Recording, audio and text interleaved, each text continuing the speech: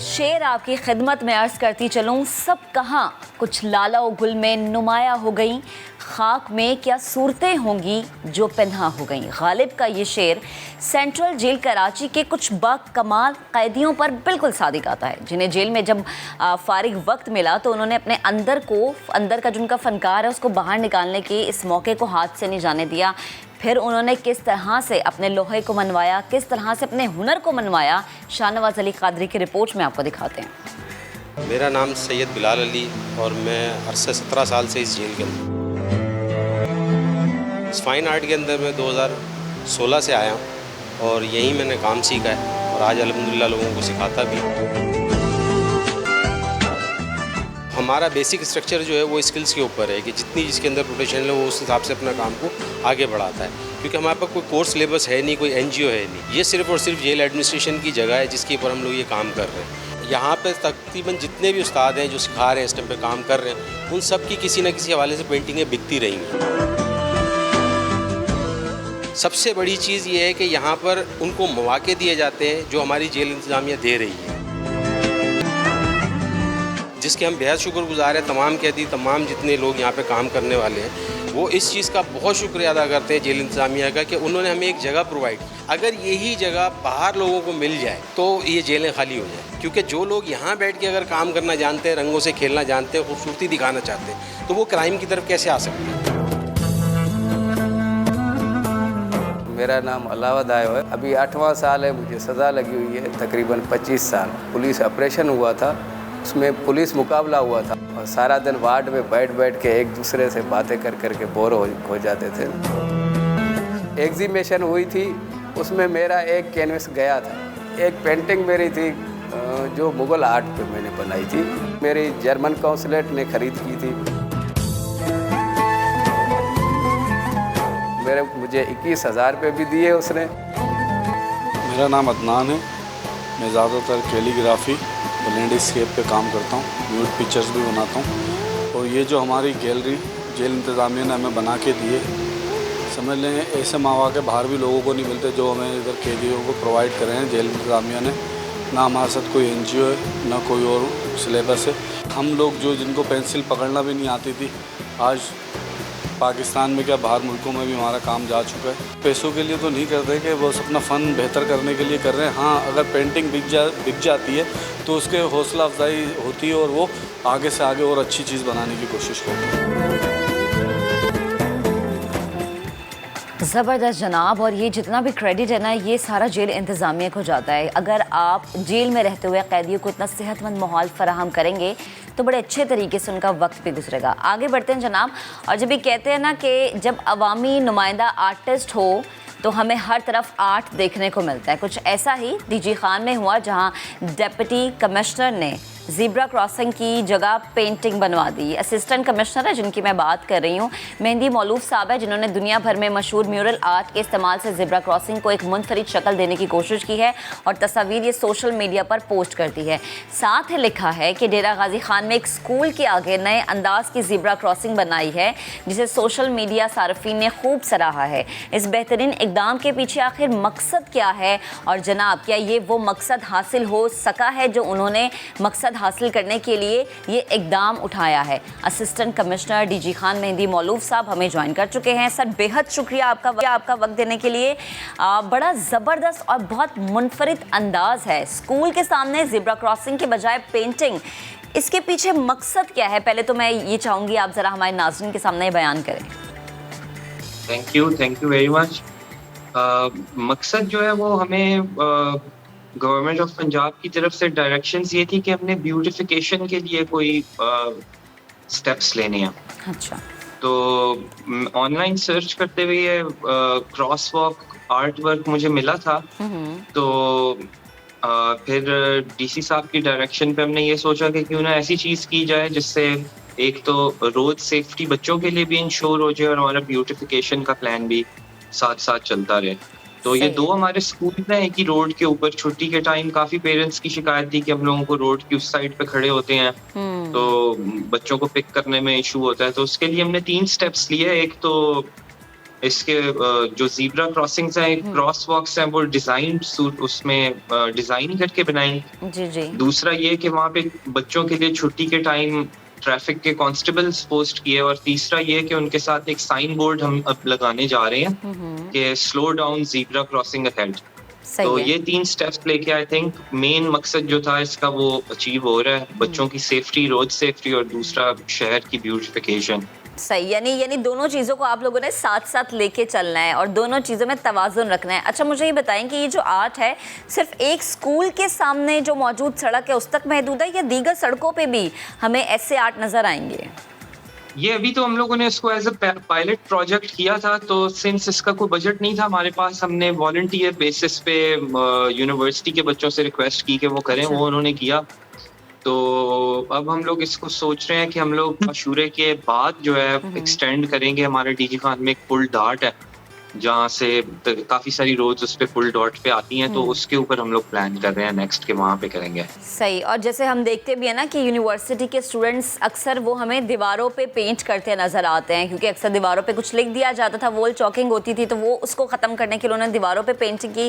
اب یہ ماشاء اللہ بڑا اچھا اقدام ہے کہ اب روڈس پہ اس طرح سے پینٹنگ ہو رہی ہے کہ ایک لیسن بھی مل رہا ہے اور آپ خوبصورتی کو بھی مینٹین کر رہے ہیں. اگر میں آپ کی شخصیت کے بارے میں جاننا چاہوں تو آپ کو خود پینٹنگ کا کتنا شوق ہے؟ پینٹنگ کا تو نہیں مجھے شوق, نہ مجھے آتی ہے. تو یہ تو اس میں میری, جیسا پہلے عرض کر رہی تھی, جو سچ بات ہے وہ یہ, اس میں میری آرٹ ہسٹری تو کوئی نہیں ہے. میں نے گوگل پہ دیکھا تھا تو اس کو بس ہم لوگوں نے یہاں پہ امپلیمنٹ کیا. تو مین اس میں کریڈٹ ان بچوں کو جاتا ہے جنہوں نے یہ ایکچولی پینٹ کیا اور اس کو ڈیزائن کیا. صحیح. تو میں یہ جان سکتی ہوں کہ اس کو پینٹ کرنے میں, ڈیزائن کرنے میں کتنا وقت لگا؟ It took us 1 day. پورا دن ایک لگ گیا تھا. ہم نے ایک دن میں 2 کراس واکس بنا دیے تھے ڈبل روڈ پہ.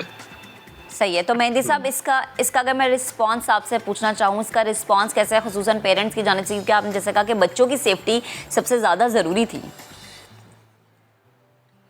اس کا رسپانس, ایک تو سوشل میڈیا پہ رسپانس تھا, وہ آئی تھنک اس کا تھوڑا رسپانس ایسا تھا کہ یہ بعد میں رسپانس آیا جب ہم اس کو, میں آپ کو آن گراؤنڈ سچویشن بتاتا ہوں. جب یہ ہم لوگ پینٹ کر رہے تھے نا, تو میرے پاس 2 پیرنٹس آئے تھے وہاں سے گزرتے ہوئے, اور آ کے وہ کہہ کے گئے تھے, میں چونکہ وہیں پہ بیٹھا ہوا تھا جب پینٹ یہاں پہ ہو رہا تھا, تو پیرنٹس نے آ کے بڑا سراہا تھا اس کو اور کہا تھا کہ ہم لوگ اکراس دا روڈ کھڑے ہوتے ہیں تو ہم لوگوں کو بڑی پرابلم ہوتی ہے, یا آپ نے بڑا اچھا کام کرایا. تو وہاں سے ہمیں موٹیویشن بھی ملی کہ اس کو باقی جگہ پہ بھی کرنا چاہیے, اور واقعی ایک یوزفل چیز ہے. صحیح. اچھا مہندی صاحب, جیسے ہم ڈی جی خان کی بات کریں تو وہاں پر بہت سارے روڈز ایسے ہیں جو مکمل طور پہ بنے ہوئے بھی نہیں ہیں, تو جو روڈز انکمپلیٹ ہیں ان پہ یہ کام کس طرح سے کیا جائے گا؟ کیونکہ یقیناً پہلے تو ان کو کمپلیٹ کرنا ہے, پہلے ان روڈ کو صحیح بنانا ہے, صحیح طریقے سے وہ روڈز ہوں گے تبھی ہم ایسی پینٹنگز کر سکتے ہیں. جی آپ کی بات بالکل ٹھیک ہے. اگر روڈ ٹوٹا ہوا ہو تو اس کے اوپر جو ہے وہ زیبرا کراسنگ یا کراس واک تو نہیں بن پائے گی. تو ہمارا فوکس ابھی فی الحال جو ہے وہ روڈ سیفٹی انہی ایریاز پہ انشور کرنا ہے جو شہر کے مین ایریاز ہیں, اور شہر کے مین ایریاز میں زیادہ تر روڈز جو ہیں وہ بنی ہوئی ہیں. کوئی 2-3 ہماری روڈز ہیں مین جن کے اوپر ابھی کام ہونا ہے, کچھ روڈز ایسی ہیں جو بن رہی ہیں. تو پوائنٹ بینگ کہ ابھی بھی ہمارے پاس کافی ساری ایسی روڈز ہیں جن پہ کراس واکس کی ضرورت ہے, زیبرا کراسنگس کی ضرورت ہے, اور ان کو ہم کر سکتے ہیں. لیکن یہ بات آپ کی ٹھیک ہے کہ روڈ اگر ٹوٹی بھی ہو یا بنی ہوئی نہیں ہو تو اس کے اوپر تو کراس واک یا زیبرا کراسنگ بنانا مشکل ہو جائے گا. صحیح.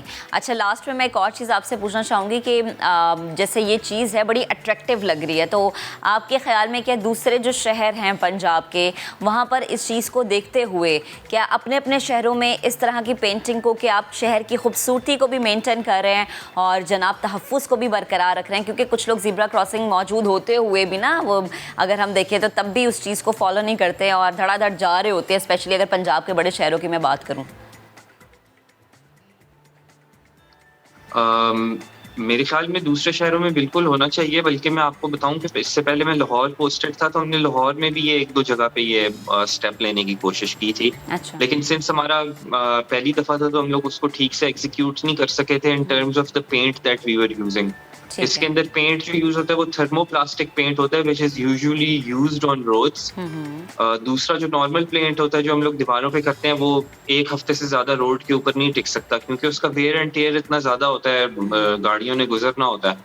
तो मेरे ख्याल में इनको बाकी शहरों में भी इम्प्लीमेंट होना चाहिए। और जहाँ तक आपने बात की कि लोग ज़ीब्रा क्रॉसिंग से गुजरते नहीं हैं और गाड़ियां उसके लिए रुकती नहीं है, तो ये इन्फोर्समेंट की बात है। ख्याल में इन्फोर्समेंट अगर बेहतर बनाई जाए तो अवाम को इस हवाले से शऊर हम अवाम में पैदा कर सकते हैं। अवेयरनेस होना बहुत ज़रूरी है और आगे आने वाले वक्त में भी यूनिवर्सिटीज़ के जो स्टूडेंट्स हैं उन्हीं से ही मदद ली जाएगी। जी बिल्कुल बिल्कुल, यूनिवर्सिटी के स्टूडेंट्स को ही हम लोग वॉलंटियर बेसिस पे उनको रिक्वेस्ट करेंगे कि ये करें और आई एम श्योर काफ़ी सारे लोग पहले भी आगे आए थे और आई एम श्योर अगली दफ़ा भी आएंगे। ठीक है, मेहंदी मौलूद साहब हमारे साथ मौजूद थे, बेहद शुक्रिया गुफ्तगू करने। आगे बढ़ते हैं, ज़रा KPK का रुख करते हैं। जब भी हम खैबर पख्तूनख्वा की बात करते हैं ना, कैमरे के उस पर बैठे तमाम नाज़रीन को लगता है कि अब नया दिन की टीम जो है हमें सैर के लिए लेके जा रही है। बिल्कुल ऐसा ही है, सैर करवाने लगे आपको एक म्यूज़ियम की। कंधारा तहजीब और बुधा के नवादरात का सबसे बड़ा मरकज़ है पेशावर म्यूज़ियम, जिसे खैबर पख्तूनख्वा हुकूमत ने असल शक्ल में बहाल करके इसकी खूबसूरती मज़ीद बढ़ा दी है। वैसे खैबर पख्तूनख्वा जो गवर्नमेंट है वो बड़े इक़दामात करती है, चाहे सयाहत के हवाले से हो जाए या किसी भी पुरानी चीज़ की मेंटेनेंस के हवाले से बात हो जाए। म्यूज़ियम में रखे गए नवादरात में तो आवाम की दिलचस्पी है ही, लेकिन जब हम इस इमारत को देखते हैं ना तो जनाब ये भी किसी अजूबे से हमें कम नज़र नहीं आती। इंतहाई अट्रैक्टिव है और दिल करता है कि यहाँ की सैर की जाए। तो आपका भी दिल कर रहा होगा सुबह सुबह चाय का कप हाथ में लेके कि यहाँ की सैर करें, तो राहम यूसुफजई हमें सैर करवाएंगे। 18वीं सदी की आलीशान तर्ज तामीर का शाहकार पेशावर म्यूजियम, जो अंग्रेज दौर में डांसिंग हॉल हुआ करता था, इमारत असल शक्ल में बहाल हुई तो अजायबघर सयाहों की कशिश का बायस बना। महकमे आर्कियोलॉजी ने इमारत की सीलिंग रिमूव कर दी है, ऑयल बेस्ड पेंट खत्म करके वाटर बेस्ड पेंट का इस्तेमाल किया। बुद्धा की आलीशान मुजस्सिमों को दामन में लिए ये तारीखी अजायबघर मुल्की और गैर मुल्की सयाहों के लिए कशिश का बायस है। बुद्धा की जिंदगी के मुख्तलिफ अदवार पत्थर पर खंदा मुजस्सिमों की सूरत में एक छत के नीचे मौजूद, जो एक कीमती और नायाब असासा है। पेशावर का ये अजायबघर दुनिया भर में नवादरात की तादाद और मेयार के हवाले से गंधारा तहजीब का सबसे बड़ा मरकज है, जिसकी इमारत विक्टोरियन आर्किटेक्चर का शाहकार है। ये अजायबघर पाकिस्तान के कदीम तरीन अजायबघरों में से एक है। इमारत को असली हालत में बहाल करने के लिए अंग्रेज दौर के पक्का कली पेंट का तरीका इस्तेमाल किया गया। 1906 में इस इमारत को गंधारा म्यूजियम में तब्दील किया गया, जिसे अब असल हालत में तब्दील करके जश्न आज़ादी के दिन आवाम के लिए दोबारा खोल दिया जाएगा। महकमा आर्कियोलॉजी की जानिब से पेशावर म्यूजियम की अपनी असल शक्ल में बहाली से ये तारीखी म्यूजियम सयाहों के लिए मजीद पुरकशिश हो गया है। कैमरामैन आबिद खान के साथ रहम यूसुफजई, समा, पेशावर। और जनाब इसी पर बात करने के लिए हमें ज्वाइन कर लिया है director archaeology Khyber Pakhtunkhwa doctor Samad साहब ने। डॉक्टर साहब बेहद शुक्रिया आपके वक्त का, बड़ा बेहतरीन काम कर रहे हैं आप लोग और जश्न आज़ादी भी करीब है और इस मौके पर दोबारा से म्यूज़ियम को खोल देना लोगों को एक बड़ा तोहफ़ा दिया है आपने। मुझे बस सिर्फ ये जानना है आपसे कि इसकी मेंटेनेंस में कितना वक्त लगा, म्यूज़ियम की असल शक्ल को बहाल करने में कितने चैलेंजेस आप लोगों को फेस करना पड़े? जी बहुत शुक्रिया। आखिर में आपकी आवाज़ तो कट गई, लेकिन ये जिस तरह आपने रिपोर्ट में बताया कि दुनिया का सबसे बड़ा म्यूज़ियम है गंधारा आर्ट का, इसमें 40,000 ऑब्जेक्ट्स यहाँ में हमारे पास स्टोर में मौजूद है। क्वालिटी और क्वांटिटी के लिहाज से ये दुनिया का सबसे बड़ा म्यूज़ियम है। ठीक है। लेकिन जिस तरह आपने कहा कि ये इसकी जो बिल्डिंग है वो भी एक शाहकार है आर्किटेक्चर का, विक्टोरियन स्टाइल ऑफ आर्किटेक्चर। ये पहले जिस तरह आपने रिपोर्ट में भी कहा कि ये बॉल रूम था, डांस क्लब था। 1906 में इसको मौजूदा म्यूज़ियम का दर्जा दिया गया और इसके अलावा ये सूबाई असम्बली का पहला सेंटर भी रह चुका है, इजलास के लिए पहला हॉल भी रह चुका है, मुख्तलिफ़ पर्पसेस के लिए यूज़ होता रहा। लेकिन पिछले 50 साल में अनफॉर्चुनेटली इसकी जो हेरिटेज एथेंटिसिटी थी बिल्डिंग की वो ज़रा कंप्रोमाइज़ हो गई थी। मुख्तलिफ़ वक्त में इसमें इंटरवेंशंस हो चुकी थी, जिसमें टाइल्स लग गए थे या फॉल सीलिंग लग गई थी या बिल्डिंग जो है इसकी ऑयल बेस पेंट कर दिया गया था, इसके जो ओरिजिनल आर्चेस थे वो ब्लॉक कर दिए गए थे या इसका जो ओरिजिनल डांस फ्लोर था वो ख़राब हो गया था। तो ये पिछले 5 महीने में खैबर पख्तूनख्वा गवर्नमेंट ने हमें इसके लिए फ़ंडिंग दी है और इंस्ट्रक्शन थी कि जिस तरह प्राइम मिनिस्टर साहब का विज़न है कि पाकिस्तान को ख़ासकर खैबर पख्तूनख्वा को रिलीजियस टूरिज़म का एक हब डिक्लेयर करके लॉन्च किया जाए, تو پشاور میوزیم ریلیجس ٹورزم کے حوالے سے بہت اہمیت اس کا ہے. اور پچھلے 5 مہینوں میں ہم نے اس کی ریہیبلیٹیشن کی, اس کی اوریجنل حالت بحال کی ہے, جس میں آپ نے دیکھا ہوگا پکا کلی انگریز زمانے میں ایک ٹیکنیک ہوا کرتی تھی جس میں پینٹ ہوا کرتی تھی, وہ ہم نے کی, جو بالکل ناپید ہو چکی ہے وہ ٹیکنیک, لوگ ابھی وہ نہیں ہے.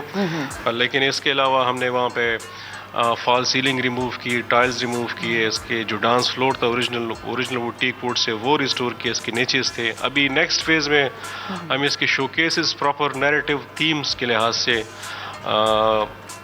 ورلڈ بینک گائیڈ کا ایک پروجیکٹ ہے جس میں انٹرنیشنل کنسلٹنٹ ہم نے ہائر کی ہوئے ہیں. اچھا, ان کا کام یہ ہے کہ اس میں پراپر نیریٹو کے لحاظ سے, تاکہ اگر انٹرنیشنل اور نیشنل ٹورسٹ پشاور میوزیم آئیں کوئی خاص سبق سیکھ کے جائیں کہ اس خطے نے, پاکستان نے دنیا کو کیا کنٹریبیوشن دی ہے آج سے 2000 سال پہلے, ریلیجن کے حوالے سے, تجارت کے حوالے سے, یا باقی اکانومی کی کنٹریبیوشن کیا کیا ہے اس ریجن کے, جو انفارچونیٹلی لوگ بھول چکے ہیں 9/11 کے بعد. جی بالکل.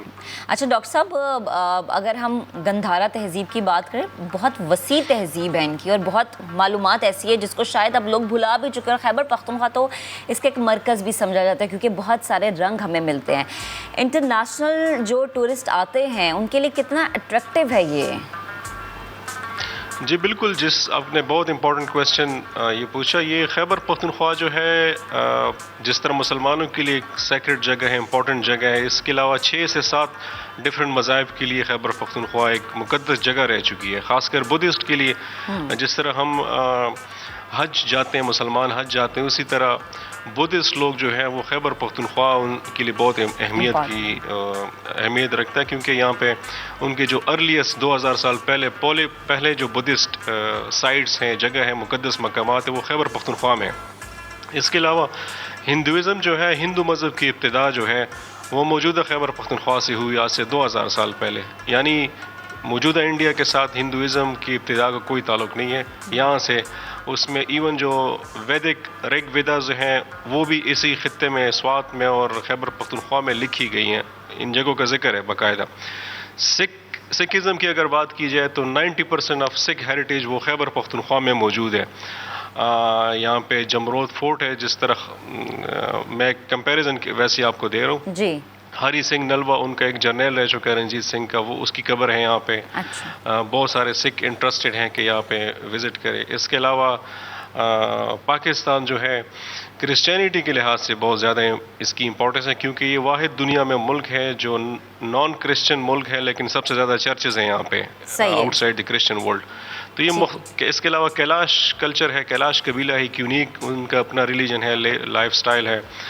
تو یہ مختلف, جس طرح میں نے کہا کہ مسلمان کے لیے جتنا مقدس ہے, اسی طرح باقی مذاہب کے لیے بھی بہت. ریلیجس ٹورزم کا بہت اسکوپ ہے یہاں پہ. 2000 سے زیادہ آرکیولوجیکل ایسے سائٹس ہیں جس پہ کام کیا جا سکتا ہے. ابھی فی الحال ہم نے 25 کے قریب ایسے آثار قدیمہ کے سائٹس سلیکٹ کیے ہیں, اور اس پہ کام ڈیولپمنٹ جاری ہے کہ اس کو ریلیجس ہیریٹیج پروموشن کے لیے, ٹورزم کے لیے پروموٹ کیا جائے. انفارچونیٹلی کووڈ کی وجہ سے ذرا ایشوز آ گئے, ادروائز کووڈ سے پہلے کافی انٹرنیشنل بدھسٹ ٹورسٹ آنا شروع ہو گئے تھے. چیف مانکس ساؤتھ کوریا سے آئے تھے, تھائی لینڈ سے آئے تھے, وہ ابھی بھی آنا چاہتے, لیکن کووڈ کی وجہ سے وہ نہیں آ پا رہے. ٹھیک ڈاکٹر صاحب, ایک اور چیز بتائے گا, سوات میں اب بھی تاریخی چیزوں کی تلاش کی جا رہی ہے. مجھے بتائیں کہ اگر کسی حالیہ ریسرچ سے متعلق کوئی تفصیل آپ ہمارے ساتھ شیئر کر سکے تو. آپ کی آواز صحیح نہیں آ رہی, لیکن میں نے جتنا سنا کہ آپ نے تاریخی آرکیولوجیکل سائٹ کی ریسرچ کے بارے میں پوچھا ہے. جی بالکل, یہ بھی ایک کنٹینیوس ہماری ڈپارٹمنٹ کا ایک کام ہے. ابھی بھی میں اور آپ جو بات کر رہے ہیں اس وقت, ہم 3 ایسے آثار قدیمہ آرکیولوجیکل سائٹ کی ایکسکیویشنز کریں, کھدائی کریں, سائنٹیفک کھدائی کریں, سوابی میں, سوات میں, جس سے مختلف نئی چیزیں, چیپٹرز کا اضافہ ہو رہا ہے ہسٹری میں. اس کے علاوہ 20 کے قریب ایسے سائٹس ہیں جس کی ہم کنزرویشن کر رہے ہیں. جس طرح آپ نے پشاور میوزیم پہ ایک رپورٹ چلائی, اس طرح کہ 20 اور آثار قدیمہ کے ہیریٹیج سائٹس ہیں جس کی ہم پراپر سائنٹیفک بنیادوں پہ کنزرویشن کر رہے ہیں. 3-4 دن پہلے 6 تاریخ کو پرائم منسٹر صاحب اور chief of army staff Peshawar آئے تھے. علی مردان ویلا ہم نے 2 سال میں اس کی کنزرویشن کی ہے, ریسٹور کیا ہے. وہ بھی 14 اگست کو ہم اس کو پبلک کے لیے اوپن کریں گے. اور پشاور میوزیم بھی یہ اوپن ہوگا پبلک کے لیے تاکہ نیشنل انٹرنیشنل ٹورسٹ دوبارہ سے آنا شروع ہو جائے. ٹھیک ہے ڈاکٹر صاحب، بہت شکریہ، آپ گفتگو کر رہے تھے. اور خیبر پختونخوا حکومت ہمیشہ سے اقدام لیتی ہوئی ہمیں نظر آتی ہے سیاحت کو فروغ دینے کے لیے. بھی ایک بریک لیتے ہیں، بریک کے بعد دوبارہ حاضر ہوں گے، آپ ہمارے ساتھ رہیے گا.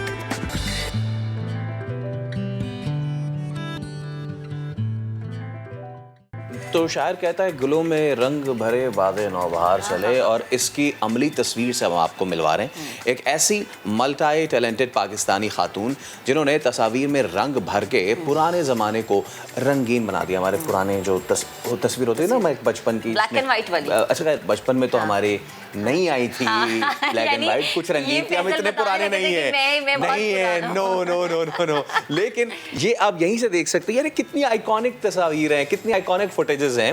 اور بچپن سے ہم انہیں بلیک اینڈ وائٹ دیکھتا ہے، بٹ کیا زبردست کام کیا. اور یہ زبردست جو کام کیا ہے نا، یہ کیا پروڈکٹ ڈیزائنر ماہین سہیل نے.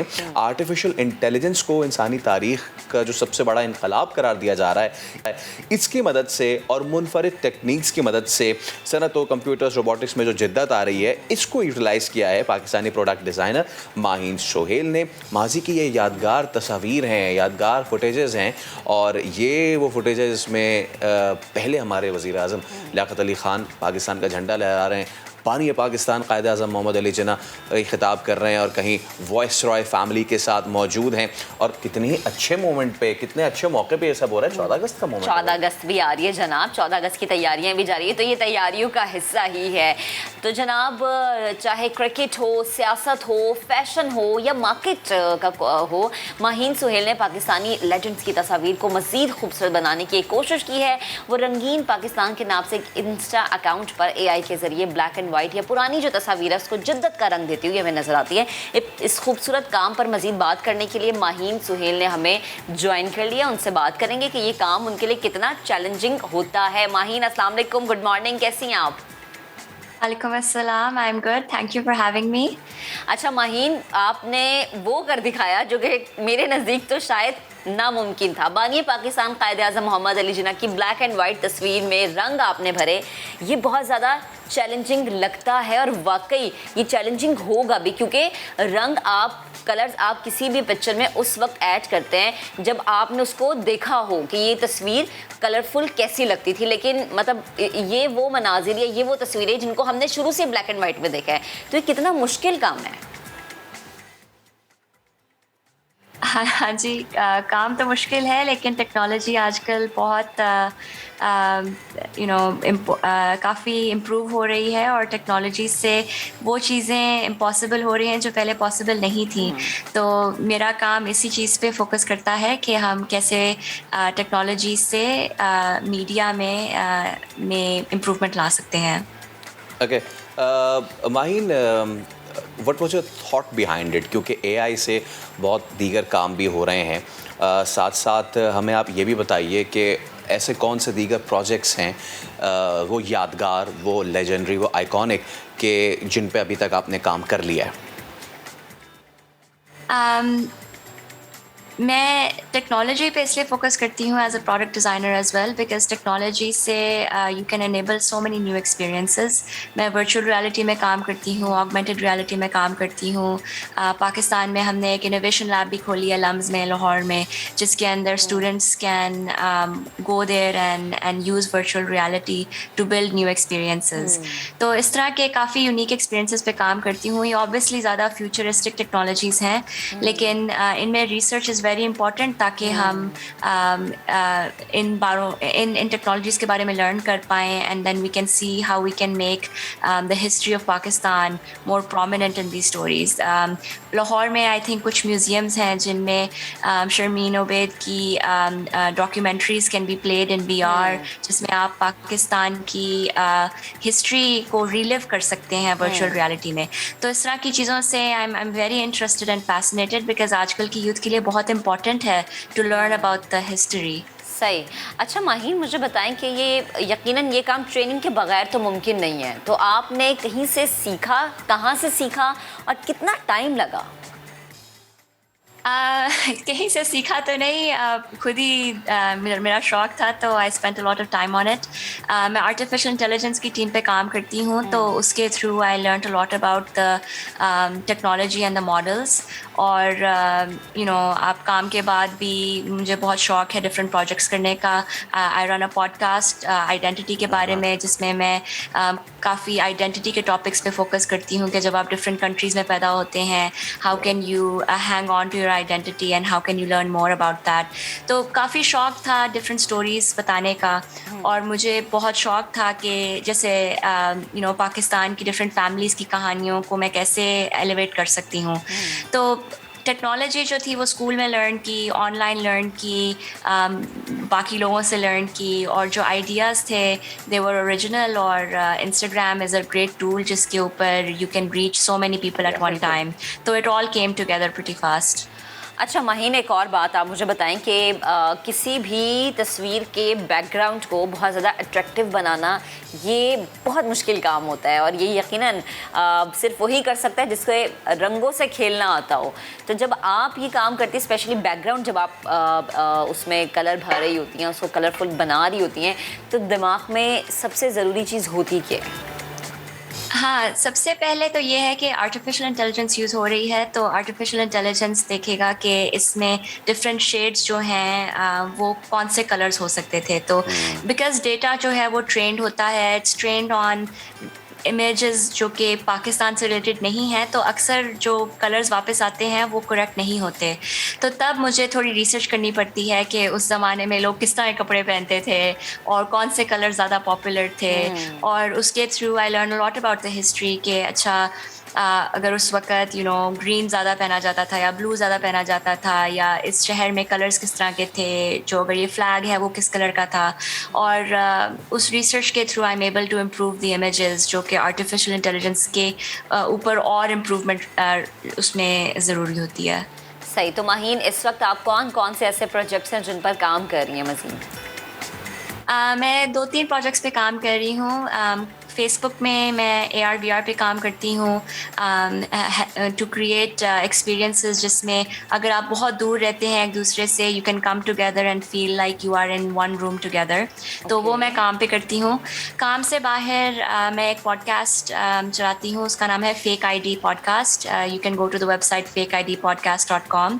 उसके अंदर I really focus on helping ensure के जो ईच इंडिविजुअल इंसान है उसको अपनी आइडेंटिटी बहुत स्ट्रांगली समझ आए. बिकॉज आजकल लोगों की आइडेंटिटी बहुत कॉम्प्लिकेटेड होती है कि आप किस तरह के मुसलमान हो, आप किस तरह के पाकिस्तानी हो, आप किस तरह के अमेरिकन हो. पाकिस्तान में मैं देखती हूँ कि लोग मीडिया, वेस्टर्न मीडिया से बहुत इन्फ्लुएंस होते हैं. जब मैं पाकिस्तान में पढ़ती थी तो सारी क्लासेस इंग्लिश में होती थी, और हमारी उर्दू इतनी स्ट्रांग नहीं थी कि इंग्लिश में सब पढ़ाया जाता था, और उससे आपकी आइडेंटिटी इतनी स्ट्रांग नहीं होती. तो I thought it was really important कि हम स्टोरीज शेयर करें कि आपकी आइडेंटिटी ओवर टाइम कैसे इवॉल्व होती है. तो I am really interested in telling stories that way. Maheen, कौन सी ऐसी स्टोरी थी कि जिसको करने में आपको बहुत ज़्यादा मुश्किल भी पेश आई हो, लेकिन वो करने के बाद आपको मज़ा भी उतना आया हो और वो आइकॉनिक भी हो, जैसे कि आपने वज़ीर आज़म पाकिस्तान इमरान खान और लेजेंडरी वसीम अकरम की जो ब्लैक एंड वाइट तस्वीर थी, फुटेजेस थी, उनको भी कलर किया. तो ऐसा ही किसी मज़ीद प्रोजेक्ट के बारे में बता सकती हैं? हाँ जी. एक तो डिफरेंट तस्वीरें हैं जो कि रंगीन पाकिस्तान में मैंने कन्वर्ट की हैं. ये जो वज़ीर आज़म की फ़ोटो है वसीम अकरम के साथ, ये उनके ऑस्ट्रेलिया टूर के 1990 में एक फ़ोटो थी, उसको कन्वर्ट किया गया था. तब प्रॉबली कलर्ड फ़ोटोज़ होती होंगी दुनिया में, लेकिन ये photo for some reason black and white थी, तो मैंने उसको कन्वर्ट किया. और ये एक टेस्ट मैच से थी. और एक दो और तस्वीरें हैं जो कि वुमेन राइट्स के बारे में हैं. एक फरवरी 12, 1983 में लाठीचार्ज के बाद की एक फ़ोटो है, जो एक बहुत ही अहम दिन है पाकिस्तान की वुमेन राइट्स मूवमेंट के लिए. तो वो भी एक फ़ोटो है जो कि मैंने रंगीन पाकिस्तान पे पोस्ट की हुई है. ठीक है माहीन, बेहद शुक्रिया. और जो माशाल्लाह आप काम कर रही हैं, बड़ा मुश्किल और बड़ा मुनफरिद काम है, और इसके लिए जनाब हाजिर दिमागी बेहद ज़रूरी है. बेहद शुक्रिया, आप गुफ्तगू कर रही थी हमारे साथ. तो जनाब फैसल, जैसे हम बात भी करें कि रंग भरना किसी भी बेरंग चीज़ में उसमें जान डाल देता है. बिल्कुल जान डाल देता है. बहुत शुक्रिया माहीन. اور امید آپ اسی طریقے سے مزید رنگوں والی تصویریں بنائیں گی. بناتے ہیں.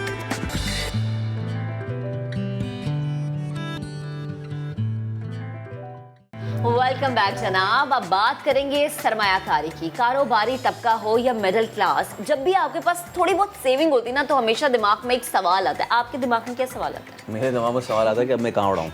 نہیں, میرے دماغ میں آتا ہے کہ یہ پیسہ کون سی ایسی جگہ پہ میں لگاؤں کہ مجھے منافع مل سکے, یعنی پیسے سے میں مزید پیسہ کیسے بنا سکتی ہوں. جی بالکل, ہاں جی بالکل, بہت الحمدللہ. بہت سے لوگ ایسے, اس سے پہلے کہ لاک ڈاؤن پھر لگے ذرا ٹریٹ ہو جائے انشاءاللہ. بہت سے لوگ ہیں جو اسٹاک مارکیٹ میں سرمایہ کاری تو کرنا چاہتے ہیں, لیکن جناب انہیں یہ خوف ستاتا ہے کہ کیسے یہ پیسے لگائیں, کہیں خدا نہ خواستہ ان کے پیسے ڈوب تو نہ جائیں. اگر ان کے پیسے یہ ڈوب جائیں گے تو پھر سوال کس سے کریں گے. اس سمے بہت سارے سوال فیصل دل میں آ جاتے ہیں. تو انہی سارے سوالات کی رہنمائی کے لیے ہم نے آج اسٹوڈیوز میں مدعو کیا ہے کہ ایس پی نے متعارف کرایا ہے ایک خاص قسم کا پلان, اور وہ ہے ریٹیل انویسٹمنٹ. اس کو فروغ دینا ہے. ابھی ریٹیل انویسٹمنٹ کیا ہے, یہ بھاری بھرکم سے جو ٹرمینالوجی ہے, اور جو چھوٹا طبقہ کہاں اور کیسے اپنے پیسے لگا سکتا ہے رسک فری, ہم بات کریں گے. ہم نے مدعو کیا ہے ارسلان آصف حیدر سمرو صاحب, ایم ڈی کے ایس پی سیکیورٹیز. ارسلان صاحب بہت شکریہ آپ کا. سب سے پہلے تو یہ بتائیں کہ یہ کیا کانسیپٹ ہے, واٹ از ریٹیل انویسٹمنٹ, کیا چیز ہے یہ؟ جی بہت شکریہ firstly for inviting me here. Retail investment, retail ہم عام زبان میں کہتے ہیں جو عوام ہے, جو آپ کے سمجھ لیں بالکل لوور اینڈ پہ ہوتا ہے, ناٹ ان انکم سائڈ, لیکن ایک انڈیویجول افراد جو ہوتے ہیں ان کو ہم ریٹیل کہتے ہیں. کہ جیسے ہم لوگ کے پاس لاکھ انویسٹرز ہیں, 1 کروڑ انویسٹر ہے, پاکستان میں 20 کروڑ کی پاپولیشن ہے. یہ ہو گئی آپ کی ریٹیل مارکیٹ. اس میں سمجھ لیں کارپوریٹ نہیں ہوتی, یہ کمپنیز نہیں ہوتی, نہ یہ انشورنس ہوتی ہے, نہ یہ کوئی گورنمنٹ کے فنڈز ہوتے ہیں, یہ ریٹیل ہوتے ہیں, عوام کا پیسہ. اچھا, اب ہم بات کرتے ہیں انویسٹنگ کی. تو ہمارا جو ہے گول ایک ہماری کمپنی کا, کے ایس پی کا, کے ٹریڈ کا, وہ یہ ہے کہ ہم ریٹیلرز جو عوام ہے انڈیویجولی, ان کو کس طریقے سے ایڈوائز کریں, ان کو کس طریقے سے یہ ٹرین کریں, ان کو کس طریقے سے اسسٹ کریں کہ وہ اپنے فیصلے, اپنے فائنینشیل ڈیسیجن, اپنے جو ان کی سیونگز ہو, انویسٹمنٹ ہو, اس کو کس طریقے سے جو ہے آگے لے کے جائیں over long period of time. دیکھیں وہ شارٹ کٹ کوئی نہیں ہوتے. ہمارا کام یہ ہوتا ہے کہ ان کو as an investor, as a well wisher, as a guardian, as a financial planner, ہم ان کو اچھا مشورہ دیں جو ان کے حق میں بہتر ہے over a long period of time. یہ ہمارا مشن ہے, اسی پہ ہم چل پڑے ہیں, اور ابھی چیزیں کافی بہتر ہو گئی ہیں. اور اللہ کرے آپ اس مشن میں کامیاب بھی ہو. اچھا ارسلان, مجھے بتائیں, جیسے ایک عام سا شخص ہے جیسے میں ہوں, میرے پاس تھوڑے بہت پیسے جمع ہیں اور میں چاہتی ہوں میں سرمایہ کاری کروں. فیصل مسکرا رہے ہیں کیونکہ انہیں پتہ ہے میرے پاس کچھ پیسے جمع ہو چکے ہیں, اور وہ تھوڑے بہت نہیں ہیں. تو مجھے بتائیں کہ کیسے اور کہاں بلا کسی خوف کے میں پیسے انویسٹ کر سکتی ہوں, کہ بس میرے ذہن میں کوئی خوف نہ ہو کہ میرے پیسے ڈوبیں گے نہیں. ہاں, میں انویسٹ کر رہی ہوں تو میں پیسے سے پیسہ کماؤں گی. دیکھیں اس میں سب سے پہلے تو ملٹیپل آپشن ذہن پہ آتے ہیں لوگوں کے. کچھ لوگ کہتے ہیں کنونشنل جو صدیوں سے چلا آ رہا ہے کہ گولڈ لے لیا, سونا لے لیا. پھر پاکستان کے اندر ایک جو ہے نا بڑا کریز ہے یا بڑا ایک لوکریٹو آپشن ہوتا ہے, وہ یہ کہ پراپرٹی کے قسطیں لیتے رہیں آپ انسٹالمنٹ بیس سے. لیکن سب کے پاس اتنے پیسے نہیں ہوتے کہ پراپرٹی کے لیے منتھلی آپ نکال سکیں. تھرڈ جو آپشن آتا ہے آپ بینک میں رکھ دیتے ہیں, بینک میں آپ کو فکس ریٹرن مل جاتا ہے, یا گورنمنٹ سیکیورٹیز ہوتے ہیں, نیشنل سیونگز اسکیم ہو گئی. ہمارا جو ایونیو ہے جس پہ ہم آج فوکس کرتے ہیں, اور ہمیں لگتا ہے لوگوں نے, انویسٹرز نے اس کو اگنور کیا, وہ اسٹاک مارکیٹ. تو آپ کے پاس کچھ سیونگ آ گئی, آپ نے کہا کہ میں انویسٹ کرنا چاہتی ہوں. وہ رسک فری سیونگ نہیں ہوتی, جیسے ہم پروگرام میں شروع بات کرتے ہیں, رسک ہوتا ہے, اور یہ انویسٹر ہر ایک انویسٹمنٹ میں ہوتا ہے. ایبسلیوٹلی. دیکھیں لیکن اس میں کیا ہوتا ہے, گائیڈنس دینا ہمارا کام ہے. میں آپ کو ایگزامپل دوں, آپ نے 3 روپے انویسٹ کیے اور 7 روپے کا لون دیا, تو آپ کے پاس ہو گئے ٹوٹل 10 روپے. لیکن 10 کے ہی اگر یہ 7 روپے ہو جائیں گے نا, تو آپ کے 100% گیا, آپ کے 3 کے 3 روپے گئے, کریکٹ. تو آپ کو اگر سکون سے انویسٹ کرنا ہوتا ہے نا, تو آپ اچھا پورٹفولیو ہم کہتے ہیں کمبینیشن وہ کمپنیز جو آپ کہتے ہیں, ہمیں لگتا ہے کہ گاڑیوں کی سیل بڑھ رہی ہے, گھر بن رہے ہیں, گل احمد جو ہے اس کے آئیڈیاز کی جو ہے نا سیل زیادہ تھی, نشاط کی زیادہ تھی, اور ہم دیکھ رہے ہیں کہ وہ میزان بینک بہت ترقی کرتا جا رہا ہے, بجلی کی کمپنی ٹیرف بڑھاتے جا رہے ہیں. ٹھیک ہے, ٹیرف بڑھاتے جا رہے ہیں. تو اس میں آپ کو تو ظاہر سی بات ہے, اتنی جو کوئی بھی کامن آدمی ہے اس کو اتنی ایکسپرٹیز اکاؤنٹنگ کی اتنی نالج نہیں ہوتی کہ وہ دیکھے کہ کس کا فائدہ زیادہ ہو رہا ہے. تو ایک ٹیم آف ایڈوائزرز ہوتے ہیں, جیسے ہم لوگ ہوتے होते हैं ब्रोकरेज हाउस में, हमारा प्रॉपर एक रिसर्च डिपार्टमेंट होता है जो लोग डेडिकेटेड काम ये करते हैं. तो आपको इन्वेस्ट करने से पहले हम ये गाइडलाइन देते हैं कि हमारे हिसाब से ये स्टॉक्स ऐसे हैं, आपको ऐसे लेने चाहिए, लेकिन उसमें एक आपको केयरफुली रिस्क को मैनेज कराना होता है, वो हमारा एडवाइस होता है. That's your risk management department. Exactly, कि आप 100 में से 100 रुपए एक स्टॉक में ना लगाएं. हम मशवरा देते हैं कि 100 में से आप टुकड़े टुकड़े करके 8-10 स्टॉक ले लें, ताकि आपका एक डाइवर्सिफाइड हो कि खुदा न खासा एक सेक्टर में बुराई है तो दूसरा आपको हेल्प करता रहे. सही है. ये हमारा कॉन्सेप्ट होता है. ये इन्वेस्टर्स को गाइड करेंगे ना, तो जो रिटेल इन्वेस्टिंग का जो कॉन्सेप्ट है वो फिर एक्सपैंड कर जाएगा और हमारी मार्केट के लिए अच्छा है, लोगों के लिए अच्छा है. क्योंकि अगर कोई रिटेलर इन्वेस्ट नहीं करता ना, तो ऐसी अपॉर्चुनिटीज़ जो बड़े प्लेयर्स हम कहते हैं उनके जहन में ऑलरेडी होती है, क्योंकि 20-30 सालों से काम कर रहे हैं, फिर वो ग्रैब कर लेता है, फिर वो नीचे बड़े प्लेयर्स की आपने बात की तो मुझे एक बड़ा बबल बर्स्ट याद आया. जी बिल्कुल. आई गेस इट वाज 2005 और शायद यही साल रहा होगा आगे पीछे. उसमें स्टॉक मार्केट जो है वो बहुत बुरा क्रैश हुई थी. उसके बाद बड़े लोगों की सूरत हाल ख़राब हुई थी. तो ये अब एक आम आदमी जब कोई प्रायर इन्फॉर्मेशन लेता है, उसको पता चलता है कि अच्छा ये मार्केट है और ये गिर भी जाती है और इससे इतना नुकसान हो जाता है कि लोग जो है वो बेचारे बड़ी उनकी बुरी हालत हो जाती है. तो इससे मुताल्लिक आप क्या गाइड करेंगे? जैसे कि हम बात भी कर रहे थे, ऊपर जाते हुए सबको अच्छा लगता है, लेकिन कहाँ उनको रुकना चाहिए, इस हवाले से आप क्या गाइड करेंगे? देखिए, आपने 2005-2003 में भी एक छोटा सा डिप आया था, वो शार्प था, नुकसान हुआ था लोगों. 2008 में भी ऐसे हुआ था जब आपके क्राइसिस हो गए थे, ऑयल प्राइसेस इंटरनेशनली बढ़ गए थे, मुल्क में आपका जो है वो ट्रांजिशन हो गई थी, असैसिनेशन हो गई थी. अब हम बात करते हैं उस पहलू की जो क्रैश आता है, उसको किस तरीके से हम अवॉइड कर सकते हैं. देखिए, सबसे पहली बात होती है जो आपके फाइनेंशियल एडवाइज़र हैं, जो ब्रोकरेज हाउसेज हैं, वो चाहते हैं कि आप ज़्यादा चर्न करें, रोज़ काम करें, ताकि उनको भी एक बिज़नेस आए. लेकिन वो कॉन्फ्लिक्ट ऑफ इंटरेस्ट होता है. ये होता है शॉर्ट टर्म अप्रोच. हमारी होती है long term approach. Long term approach में हम ये कहते हैं कि देखें, आपने अगर 2 रुपये इन्वेस्ट करना है ना, तो आप 2 रुपये के कंपनी के शेयर खरीदें और आप 5 साल, 2 साल, 3 साल उसको छोड़ दें. अच्छा. एक्सेसिवली इसको ट्रेड ना करें, ये आपके लिए बेहतर है. लेकिन जो शॉर्ट टर्म अप्रोच होती है, पहले क्या होता था, जिस क्राइसिस की आप बात करें, वो 2 रुपये अपने रख के या 20,000 रुपये रख के वो 1 लाख रुपये का लोन लेते थे. जी हाँ, जी हाँ, जी हाँ. तो वो 1,20,000 हो गए, फिर आपकी मार्केट 25% भी गिर जाती थी, तो आप जीरो क्या माइनस हो जाते थे. तो आपका वो ट्रस्ट जो है ना, वो आपका टूट जाता है. मैं यही आपसे बात कर रही थी कि स्टॉक मार्केट में इन्वेस्टमेंट पे बहुत से लोगों को ना होता है बेतमादी कि यहाँ पे तो पैसा डूब जाता है भैया, ट्रस्ट होता नहीं है. तो अवाम का ट्रस्ट स्पेशली स्टॉक मार्केट में लेके डेवलप करने के लिए क्या किया जा सकता है? के ट्रेड इसमें हवाले से क्या कर रहा है? जी बिल्कुल. अब के ट्रेड का जो हमारा एवेन्यू है, अल्हम्दुलिल्लाह हमने फॉरेन इन्वेस्टर से जो है पैसे भी हमें रेज हुए हैं, तकरीबन $4.5 मिलियन. Public information. हमें एक टास्क है, हमारा एक मिशन है, हमारे स्पॉन्सर्स का एक मिशन है, 60 ईयर्स की लेगेसी है. हमारा मिशन क्या है? मिशन ये है कि आप, मैं और सब लोग जिस रूम में बैठे हैं, जो बाहर हैं, उनको हम इनेबल करें, उनको हम फैसिलिटेट करें कि वो इन्वेस्ट कर सकें. अब वो किस तरीके से कर सके, ये आजकल आपको पता है स्मार्टफोन का दौर है, हर किसी के पास आपका 3G कनेक्शन है, चाहे वो कुछ भी करें, स्मार्टफोन है. तो आप ये डाउनलोड करेंगे हमारी ऐप के ट्रेड में आपने ऐप डाउनलोड की, आपने फिल इन किए, जो इन्फॉर्मेशन है हमारे कॉल सेंटर वाले या कस्टमर सपोर्ट वाले आपको गाइड करेंगे. आपने अकाउंट ओपन किया, अब हम आपको देते हैं टूल्स. अब ये टूल्स जो हैं इसमें सारे आपके डिजिटली कनेक्टेड हैं. आपको हमारे एनालिस्ट से बात करनी है, वीडियोस देखनी है, कोई भी न्यूज़ डेली तरह की रहनुमाई चाहिए, हर चीज़ की आपको जो है ना वो एक्सेसिबिलिटी आपके हाथ पे. इसको हम कहते हैं डेमोक्रेटाइजिंग the investment.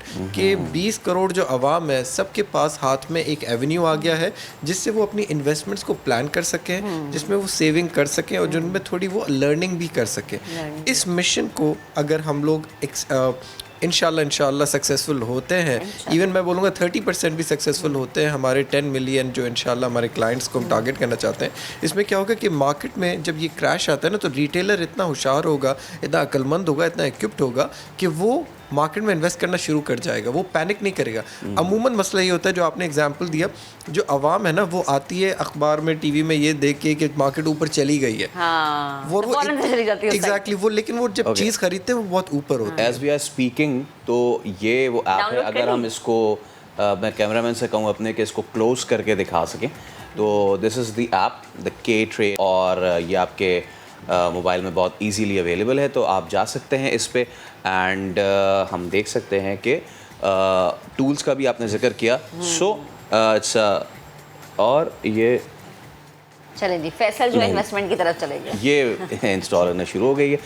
So at the end ہم نے ابھی یہ ایپ ہو جائے نا, پھر میں اور آپ پرائیویٹلی ذرا بیٹھ کے اس پہ بات کیسے پیسہ بنائیں گے. تو آپ کا ہم بہت شکریہ ادا کرتے ہیں ارسلان صاحب, یو کیم, اور آپ نے لوگوں کو ایک بہت اچھے طریقے سے نہ صرف یہ کہ سمجھایا کہ جی رسک ہوتا ہے, بٹ کے ٹریڈ اس میں کیا کر رہا ہے اس کو رسک مینجمنٹ کے لیے. تھینک یو سو مچ. اور ہم یہی امید کرتے ہیں کہ جیسے کہ ہم یہ گفتگو بھی کر رہے تھے کہ 3-4 تاریخ ہوتے نا وہ ہماری جو ہے نا نیا ڈول جاتی ہے سیلری کی. بہت ضروری ہے سیونگس کرنا, بہت ضروری ہے بلا خوف کرنا, اور اس کے بعد اس کو انویسٹ اچھی اور پراپر جگہ کرنا. اور اس حوالے سے یہ ایس بی سیکورٹیز بڑا اچھا کام کر رہی ہے. تھینک یو سو مچ لال صاحب.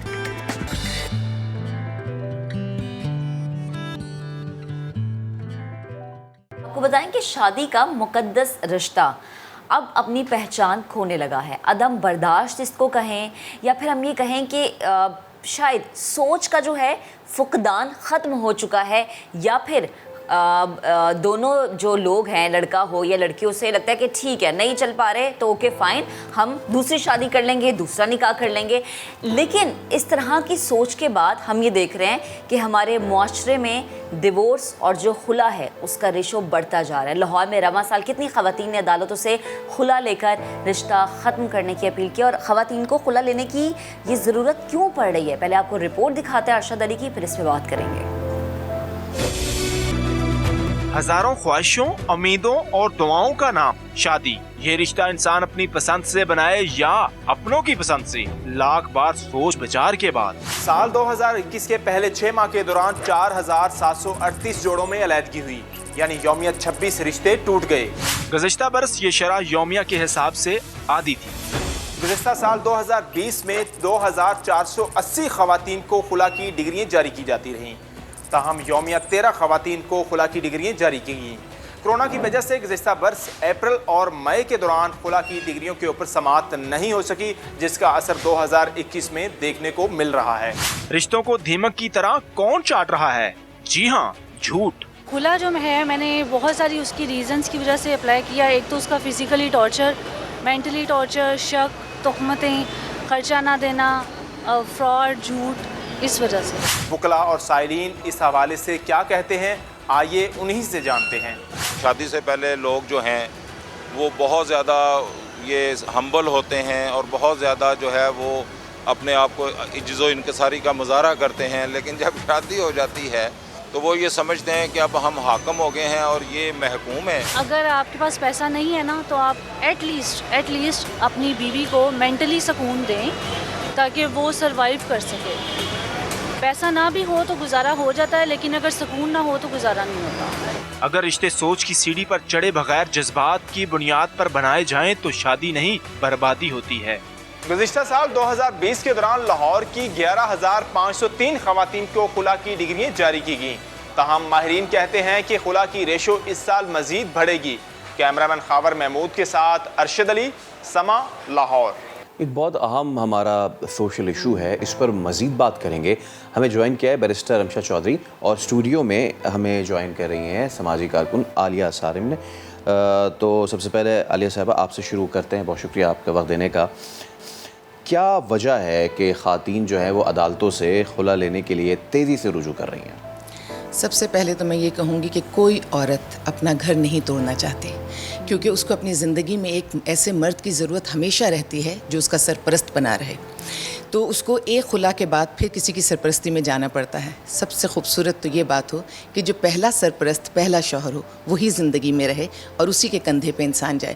اس جملے کا کوئی یہ مطلب نہ سمجھے کہ عورت نے ظلم, تشدد, عزت, بے عزتی سب چیزیں معاف کر دینی ہے. نہیں, جس گھر میں اس کی عزت محفوظ نہیں ہے اور جس گھر میں اس کی زندگی محفوظ نہیں ہے, کیونکہ ہم یہ بھی دیکھتے ہیں کہ عورتیں جان ہار دیتی ہیں, انہیں ختم کر دیا جاتا ہے, وہ وہاں نہیں رہ سکتی.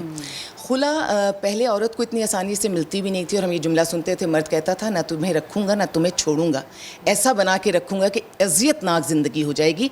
तो खुला की एक कानूनी उन लोगों ने बहुत बेहतर तरीका इख्तियार किया, 3 से 6 महीने में अब खुला हो जाती है। सही है। अब खुला की वजूहात पे मैं आ जाती हूँ। अगर तो बच्ची जाती है जॉइंट फैमिली सिस्टम में, तो वहाँ पर एक टसल होती है किसकी, कि उस मर्द को खींचती है माँ अपनी तरफ और बीवी खींचती है अपनी और अगर तरफ। बहन भी हो जाए तो बहन भी किरदार अदा सब मिलकर खींचते हैं, वो अपना अच्छा रोल अदा करें औरतें, बहुत अच्छी बात है, लेकिन मैं वहाँ भी मर्द को आज़ाद नहीं छोड़ सकती। तुम मर्द हो, तुम महरम हो, तुम सरबरा हो, करो ना बैलेंस सब में। और अगर तुम बैलेंस नहीं कर सकते हो तो फिर दूसरी तरफ तुम दूसरी शादी की तरफ कहते हो मैं 4 को रख सकता हूँ।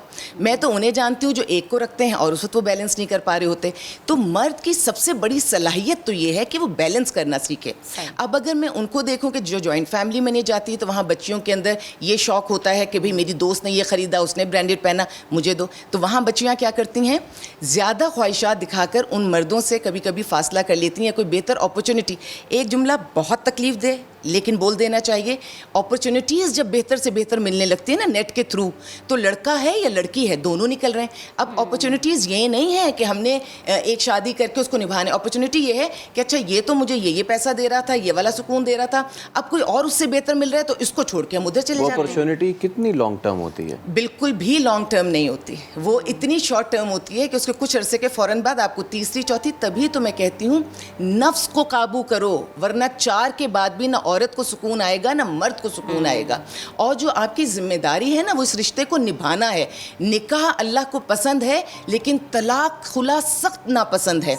और शादियां जो हम चाहे औरत करे, अच्छा एक चीज़ मुझे और भी लग रही है कि हमारी सोसाइटी में एक्स्ट्रा मैरिटल अफेयर्स बहुत ज़्यादा शुरू हो गए हैं।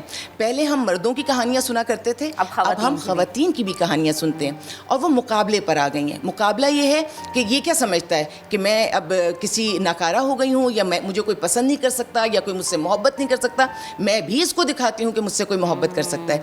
ये बात मैं बड़े वसूख से इसलिए कह रही हूँ कि शेल्टर होम में मेरे पास ख़वातीन आ रही हैं जिनको अगर शौहर ने किसी किस्म का इश्तियाल दिला दिया या उनको टाइम नहीं दिया या अप्रिसिएशन नहीं दी, तो फ़ौरन डाइवर्ट हो जाती हैं पैसे में तंगी की उस तरफ जो इनकी तारीफ़ करता है, जो इनको फैसिलिटेट करता है पैसों से। सबसे पहले किसी औरत को अगर कोई तारीफ़ कर रहा है खामखा बगैर रिश्ते के और उसको फैसिलिटेट कर रहा है पैसों से, आप वहीं रुक जाइए। और जो मर्द औरत अपने घर की बुराइयां बाहर जाके करते हैं एक दूसरे की, अपने दोस्तों से, समझ लीजिए यही आपका सबसे बड़ा दुश्मन होगा। अपनी माँ बहन से बात की जा सकती है, उनसे नहीं।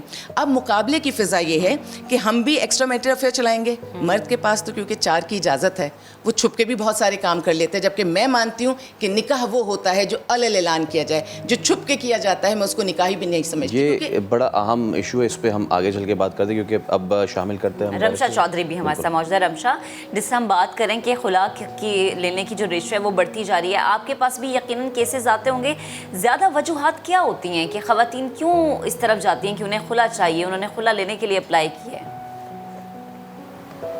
हमारे पास बहुत ज़्यादा केसेस आते रहते हैं and it is usually young girls. अगर आप एज लिमिट्स देखिए तो मोस्टली 25 ऑनवर्ड्स टिल 35 इयर्स की एज लिमिट में गर्ल्स आती हैं। जो ओल्डर विमेन होती हैं वो एज सच उनकी टेंडेंसी नहीं है टुवर्ड्स डाइवोर्स एंड खुला, बिकॉज उनके माइंड में एक वो जो होता है पुराने स्टाइल का कन्वेंशनल माइंडसेट होता है उनका। दे बिलीव कि डाइवोर्स नहीं होनी चाहिए, जब शादी होगी तो जनाजा ही उस घर से उठेगा। सो अब आजकल की जो यंग लड़कियां हैं मोस्टली उनके प्रॉब्लम्स हमारे पास आते हैं और उनकी 2-3 ये मेन प्रॉब्लम्स होती हैं कि लड़का हमें तंग कर रहा है, हमें खर्चा नहीं दे रहा। दूसरा वो लोग कहती हैं कि लड़के का कहीं अफेयर चल रहा है या हमें कोई और पसंद है। अच्छा, तीसरा वो लोग कहती हैं कि हमारी सास वगैरह के साथ नहीं बन रही या उनकी फैमिली के साथ नहीं बन रही, हम एडजस्ट नहीं कर सक रहे। सो अगर आप इन तीनों इनहेरिट प्रॉब्लम्स को देखें, इनका हर जगह सोल्यूशन है, बट आई बिलीव दैट हमारे लॉ ने ऑलरेडी एक लूप होल दे दिया है इन सब खुला के जो औरतों को एक्सेस मिल गया है वो बहुत ज़्यादा दे दिया है हमारे लॉ ने। और एक्सेस इस तरीके से दे दिया है कि हमारे लॉ के अंदर कहा गया है कि अगर आपका relationship with your husband becomes intolerable को भी अब हम लोगों ने पेशेंस लेवल को हम लोग एक एक्सट्रीम पे जाकर देखना चाहिए, मगर हम लोग उसको एक्सट्रीम पे नहीं देखते। अगर एक थप्पड़ लड़की को पड़ा है, she'll be like my life has become intolerable, जबकि इंटॉलरेबल वर्ड यूज़ किया गया है, लॉ ने उसको बहुत वाइड मीनिंग दिया है, but it was used for domestic violence, it was used for abuse. उसको हम लोग सही तरीके से रीड नहीं कर रहे, इंटरप्रेट नहीं कर रहे. The courts can not do anything. उनके सामने एक सेट प्रोसीजर है, ये इंसान की अपनी विल है. अब हमारे माशरे के अंदर हमारे पास एक सेट लॉ है, कोर्ट का लॉ है, दूसरा हमारे पास लैंड का लॉ है जो हमारा पाकिस्तान का स्टेट लॉ है, और तीसरा लॉ यहाँ पे इस्लामिक और मोरालिटी का लॉ है. हम अपनी मोरालिटी को किस तरीके से लेके चल रहे हैं. As a lawyer, as a human, I believe that हमारे माशरे के अंदर इस्लामिक लॉ की इम्प्लीमेंटेशन प्रॉपर नहीं हो रही है और हमारी मॉरल वैल्यूज़ ख़राब हो गई हैं. अच्छा रमशा, हमारे अंदर ये पेरेंट्स, कता कलामी की माजरत, लेकिन ये जो हमने बात की है कि ये जो डोमेस्टिक वायलेंस है इसके पैमाने को जांचने के लिए हमारे पास यार्ड स्टिक क्या है? क्योंकि किसी की नज़र में हमारी बहुत सी जो पुरानी भी औरतें थीं, उन पे जितना भी तशद्दुद कर लिया जाता था, उन्होंने जी घर बसाना है और वो वही वाली बात आपकी, जनाजा निकलेगा. लेकिन एक थप्पड़ हो, 100 हो या एक फिंगर का टच हो, मेरी नज़र में वो वायलेंस है. और अगर आज आप उसको नज़रअंदाज कर देते हैं, उस एक टच को, उस एक थप्पड़ को, उस एक गाली को, तो वो उस बंदे को या फिर उस ससुराल को या फिर उस मैके को भी आगे शेर बनाता है. और फिर वो ये समझते हैं कि अगर एक चीज़ बर्दाश्त हो सकती है तो फिर आगे 2 थप्पड़ भी बर्दाश्त होंगे, फिर आगे 3 घूंसे भी बर्दाश्त होंगे. तो हमारा यार्ड स्टिक क्या है इसको जांचने का? मैं आपको थोड़ा सा इसका हिस्टोरिकल बैकग्राउंड पहले बता दूं. देखिए, as a human we evolve and what we learn in our past, हम उसी को आगे इम्प्लीमेंट करते हैं. क्या हमारी अपब्रिंगिंग इस तरीके से की गई है, क्या हमने अपने बेटों की या अपनी बेटियों की अपब्रिंगिंग इस तरीके से की है कि वो आगे जाकर किसी और इंसान को, किसी और बंदे को हर्ट करें? If we have done that in the past, उसकी रेमेडी अब नहीं हो सकती. रेमेडी अगर हमने फ्यूचर में डोमेस्टिक वायलेंस को रोकना है तो we have to upbring our children in a way जिसमें हम उनको सिखाएं और बताएं कि नहीं, अगला पर्सन एज अ पर्सन है, उसकी एक बाउंड्री है, आपने उसकी एक बाउंड्री क्रॉस नहीं करनी, आपने उस बंदे को रिस्पेक्ट करना है, उस पर हाथ नहीं उठाना. Now the damage has been done. Unfortunately we can not amend it, but we can amend it by implementing the laws, by implementing a state of mind which the society accepts. और अब हम लोगों को laws को implement करना चाहिए. और जो हमारे पास कवानीन है, रिपोर्ट कर सकते हैं आप पुलिस में. डोमेस्टिक वायलेंस सेल बना दिया गया है, गवर्नमेंट ने बना दिया है. You can call them and then you can report anything. मुख्तलिफ मराहिल से गुजरते हुए जब आपको लगे कि अच्छा चीज़ें अभी भी कंट्रोल नहीं हैं, चीज़ें अब ज़्यादा आउट ऑफ कंट्रोल हैं, तब आप खुला की जानी बढ़े. ठीक भाभी, आपकी तरफ आती हूँ. आपने जैसे कहा कि मर्द को ये लगता है कि मुझे भी ऑप्शन मिल जाएगी, औरत को लगता है कि ठीक है मुझे भी एक ऑप्शन मिल जाएगी. लेकिन इसमें बच्चे रुल जाते हैं ना. मर्द को भी ऑप्शन मिल गई, उसने दूसरी शादी कर ली, औरत को भी ऑप्शन मिल गई, वो भी दूसरी शादी कर चुकी है. बच्चे कहाँ पर हैं, उनकी ज़िंदगी तबाह हो. और बच्चे तो उस वक्त से डिस्टर्ब होना शुरू हो जाते हैं जब माँ बाप की पहली लड़ाई होती है. ऐसा ही है. और बहुत दुख से बताऊं कि शेल्टर होम में वो बच्चियां जिनकी शादी को 1 आध साल हुआ या 2 साल हुआ, वो प्रेगनेंसी में शेल्टर होम पहुंच चुकी हैं कि मतलब अलग हो गए हैं या होने वाले हैं, और ना मैका रखता है ना ससुराल रखता है. ये मियाँ बीवी तो अलग हो जाएंगे. अब नतीजे में जो औलाद आएगी ये दोनों को नहीं चाहिए, ना माँ को, ना बाप को, ना ससुराल को, ना मैके को. ये शेल्टर होम की जीनत बनेंगे. और अल्लाह करेगा नहीं बनेंगे यहाँ की, ये जाएंगे तो एडॉप्शन के लिए किसी बेहतरीन घरों में. लेकिन ये माँ बाप सोचे कि इनके लिए कितनी तकलीफ दे बात होगी जब इनसे सवालात अल्लाह भी करेगा और हिसाब तो दुनिया और आखिरत में होगा. अब अगर मैं औरत की बात करूँ, हम बार बार कहते हैं पुरानी औरत, पुरानी औरत. मैं तो आज भी समझती हूँ कि मेरी माँ मुझसे ज़्यादा अजीम औरत थी. ठीक है, और उसने जो चीज़ें बर्दाश्त की. मैं अगर अपनी मदर की बात करूँ, सिंगल पेरेंट थी क्योंकि अब्बा की डेथ हो गई जब मैं 11 साल की थी. आज मैं जो भी प्रोडक्ट हूँ ना, मैं अपनी माँ का प्रोडक्ट हूँ. मेरी माँ ने ना तो दूसरी शादी की, ना घर से बाहर कदम निकाला. एयरफोर्स में अब्बा थे, पेंशन आती थी. अच्छा माशाल्लाह पैसों की तंगी नहीं थी. माँ ने इज्जत से ज़िंदगी गुजार दी. तो मेरा जैसा प्रोडक्ट अल्लाह ने बनाया और मैं आपके सामने हूँ. अब वो माएँ जो इस तरह का सेक्रीफाइस नहीं करना चाहती, जिन्हें तलाक होती है, जो बेवा होती हैं, जो बहुत जल्दी منع نہیں ہے, نہ قانون میں, نہ اسلام میں, نہ اخلاق میں, کہیں منع نہیں ہے. وہ جا سکتی ہیں دوسری طرف, دوسری شادی کی طرف. لیکن آپ صلی اللہ علیہ وسلم جب جنت میں گئے, جنت کی طرف گئے, تو کوئی عورت دروازے پہ کھٹکھٹ کر رہی تھی, نوک کر رہی تھی. تو آپ نے حضرت جبریل علیہ السلام سے پوچھا, یہ کون سی عورت ہے؟ کہنے لگے یہ وہ بیوہ عورت ہے جس نے بیوہ ہونے کے بعد اپنے بچوں کی پرورش کی خاطر اپنے نفس کو ختم کر لیا, تو یہ اتنی جنت کی حقدار ہے کہ مجھ سے پہلے جنت میں جائے گی.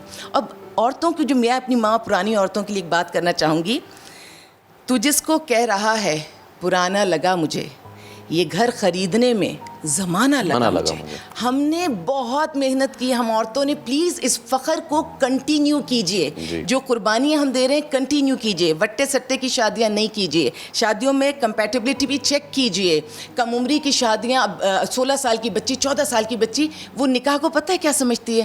میں دلہن بنوں گی, میرا فوٹو شوٹ ہوگا, فینٹسی کپڑے ہوں گے. فینٹسی نہیں ہے, نکاح ایک بہت مقدس اور بہت بڑی ذمہ داری ہے. اس کو, اس رشتے کو انجوائے کرنے کے لیے بھی ایک لیول چاہیے ہوتا ہے. جو لوگ اس لیول کے نہیں ہوتے وہ اس کو چلا نہیں پاتے. لیکن جو لوگ اس کو چلا نہیں پاتے ان کے لیے بھی میں ایک بات کہہ دوں کہ جو پیسے کی مد میں آگے بچیاں جاتی ہیں. چھت ٹپکتی تھی اگرچہ پھر بھی آ جاتی تھی نیند, میں نئے گھر میں بہت رویا, پرانے کے لیے شیلٹر میں آنے والی بچیاں ان پہلے گھروں کو بہت یاد کرتی ہیں جو ناسمجھی میں اس کو توڑ دیتی ہیں, اس سے الگ ہو جاتی ہیں. فیصل بھائی, ہر چمکتی چیز سونا نہیں ہوتی. دولت کے پیچھے نہیں بھاگو, اور یہ نہیں سوچو کہ غیر اگر تمہاری تعریف کر رہا ہے تو وہ تمہارا دوست ہی ہے. اور آخر میں مختصراً ہم اس کو کنکلیوڈ کرتے, گو کہ یہ ایسا موضوع ہے کہ کنکلیوڈ کرنا اس کو مشکل ہو جاتا ہے. لیکن بابی یہ بات ہے کہ جب یہ تمام تر معاملات ہو رہے ہوتے ہیں, یہ تو ہمارے مذہب میں بھی بڑا کلیئرفائی کر دیا گیا ہے کہ اگر علیحدگی کی طرف جانا بھی ہے تو پھر وقت دو ایک دوسرے کو, ٹھیک ہے. ایسے میں ان لوگوں کا کردار کتنا امپورٹنٹ ہو جاتا ہے کہ جو آپ کے رشتہ دار ہیں, جو ڈائریکٹ لنک میں ہیں, وہ مل بیٹھیں, وہ سمجھائیں. کیونکہ جیسے کہ آپ دونوں نے ایک بات کی کہ ایک ہوتی ہے پری میرج فینٹیسی, اور اس کے بعد جب آپ پریکٹیکل لائف میں قدم رکھتے ہیں چیزیں بہت مختلف ہو جاتی ہیں. ان لوگوں کو ساتھ بٹھا کے گفتگو کرنی چاہیے کہ جو رشتے کو جوڑیں, نہ کہ ان کو جو توڑیں. میں اس سے بھی آگے جاتی ہوں. علیحدگی ہو گئی, علیحدگی کے بعد بھی عدت تک مرد کو چاہیے اس گھر کو چھوڑ دے, اپنی بیوی کو عزت سے وہاں رہنے دے. اس سے کیا ہوگا, اس کے بچے سیکھیں گے کہ رشتہ کتنا مقدس ہوتا ہے. اگر نہ بھی بن پائے تو چھوڑنے کے بھی طریقے ہوتے ہیں. جیسے ملنے کے ضوابط ہوتے ہیں نا, یوں ہی بچھڑنے کے بھی ضوابط ہوتے ہیں. لیکن اس کو ایجوکیٹ کون کرے گا؟ ہمارے ہاں تو چیزیں مسلط کی جاتی ہیں.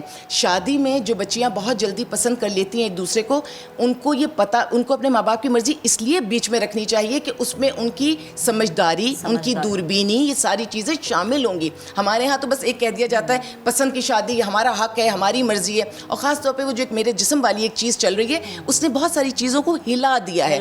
پسند 100% لڑکے اور لڑکی کی ہونی چاہیے, لیکن اس عمر میں سمجھداری کہاں سے آئے گی؟ اب کورٹ میں ابھی میرے پاس ایسے کیس بھی آئے ہیں, کیونکہ ہمارے ہاں شریعت اور قانون کیونکہ ایک اس پہ نہیں ہوتے.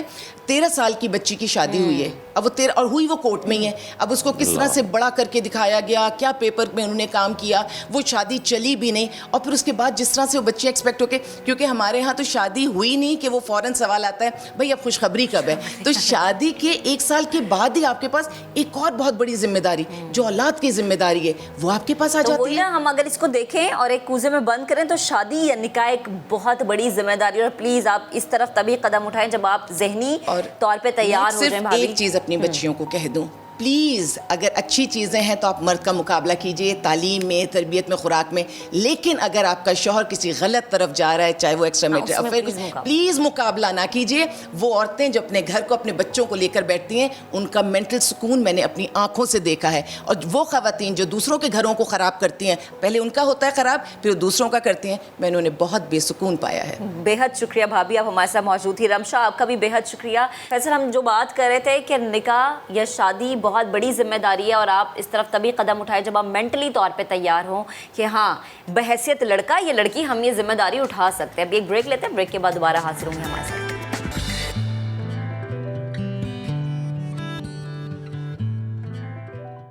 تو جیسے کہ اپنے بریک سے پہلے آپ سے کہا تھا کہ ہم بہت اہم بات کرنے والے ہیں, اور بہت اہم بات کیا ہو سکتی ہے جشن آزادی کے علاوہ, اس کے علاوہ کیا ہو سکتی ہے؟ جشن آزادی ہے, اور ایسے میں اسلامی جمہوریہ پاکستان کی آزادی کا جشن 1 روز بعد منایا جائے گا. ویسے ہم 2-3 दिन से मना रहे हैं क्योंकि हम बड़ी बड़ी रिकॉर्डिंग्स करते हैं। वैसे हमें पूरा साल मनाना चाहिए, इसलिए हाँ पूरा साल मनाना चाहिए, क्योंकि आज़ादी की कोई कीमत नहीं होती। ऐसे में गली गली नगर नगर सब्ज हिलाली परचम लहराए जा रहे हैं। छोटे छोटे बच्चे हैं, उनकी भी तैयारियां ना वो भी देखने के लायक होती हैं। हाँ, और कोई वो जो आपने कहा तैयारी, मुझे याद आ गई कि सब इशारा बाजे, प्लीज इस दफा बाजे किसी बच्चे ने नहीं खरीदे ना, आराम से मनाना जश्न आज़ादी। बच्चे ने भी नहीं खरीदे, किसी बड़े ने भी नहीं खरीदे, पापा कहीं नहीं कर रही आपने। अच्छा जी, हर सू आज़ादी के रंग नजर आ रहे हैं और मिलनी नगमे जो हैं वो भी गूंज रहे हैं।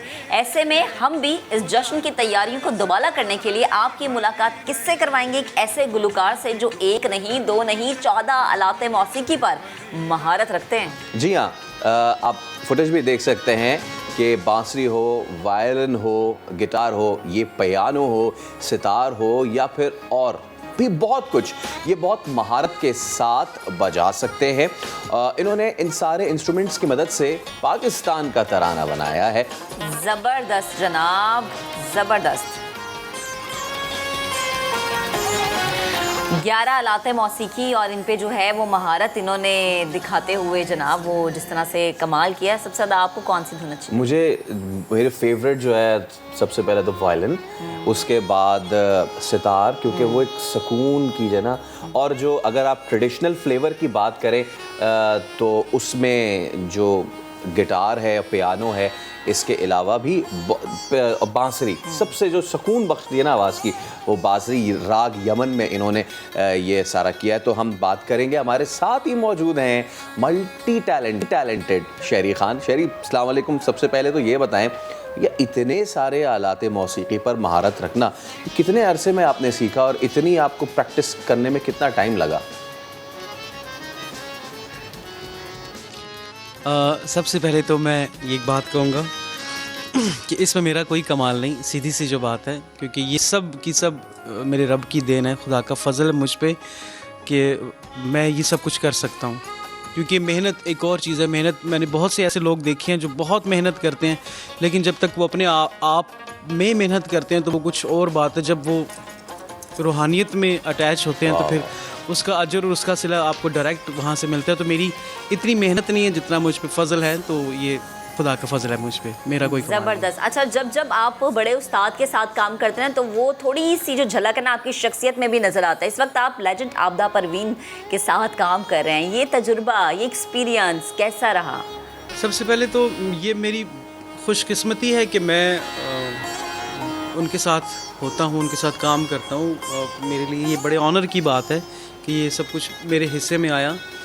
और एक लफ्ज़, बहुत सारे लोग जहाँ भी आबदा परवीन जी का नाम आता है तो लोग मतलब सिर्फ एक यही लफ्ज़ कहते हैं, वाह वाह वाह वाह वाह। तो मतलब इसके बाद जब उनका यूँ सर हिलता है और अंदर से एक उनकी इनर फीलिंग्स निकलती हैं उनके लिए, तो मेरे ख्याल से मेरे अल्फाज तो बहुत छोटे से होंगे अगर मैं उनके लिए कुछ कहूँगा, तो वो बहुत बड़ी हस्ती हैं। तो मेरी खुशकिस्मती है कि मैं उनके साथ काम। जो आपने बात की है ना, जितना बड़ा आपने नाम लिया है और जिस तसव्वुफ़ के रंग में ढल के वो अपने कलाम पेश करती हैं, उस रंग का एक छींटा किसी पे पड़ जाए तो वो जो है बहुत आगे जा सकता है। और आप तो बाकायदा उनके साथ उनकी शागिर्दी में काम कर रहे हैं। तो यकीनन 14 अगस्त भी आने वाली है, माह आज़ादी है, इसकी मुनासबत से अगर आप हमें कुछ सुना सकें तो।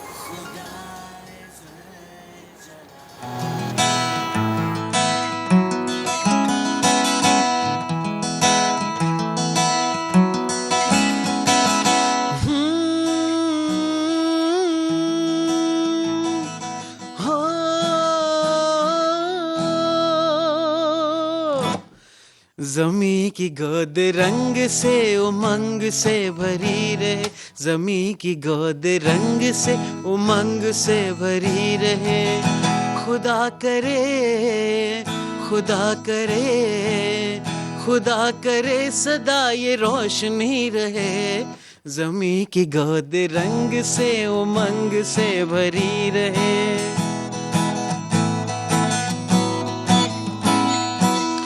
दिलों में कोई ख्वाब था बसा हुआ, नजर में एक गुलाब था छुपा हुआ।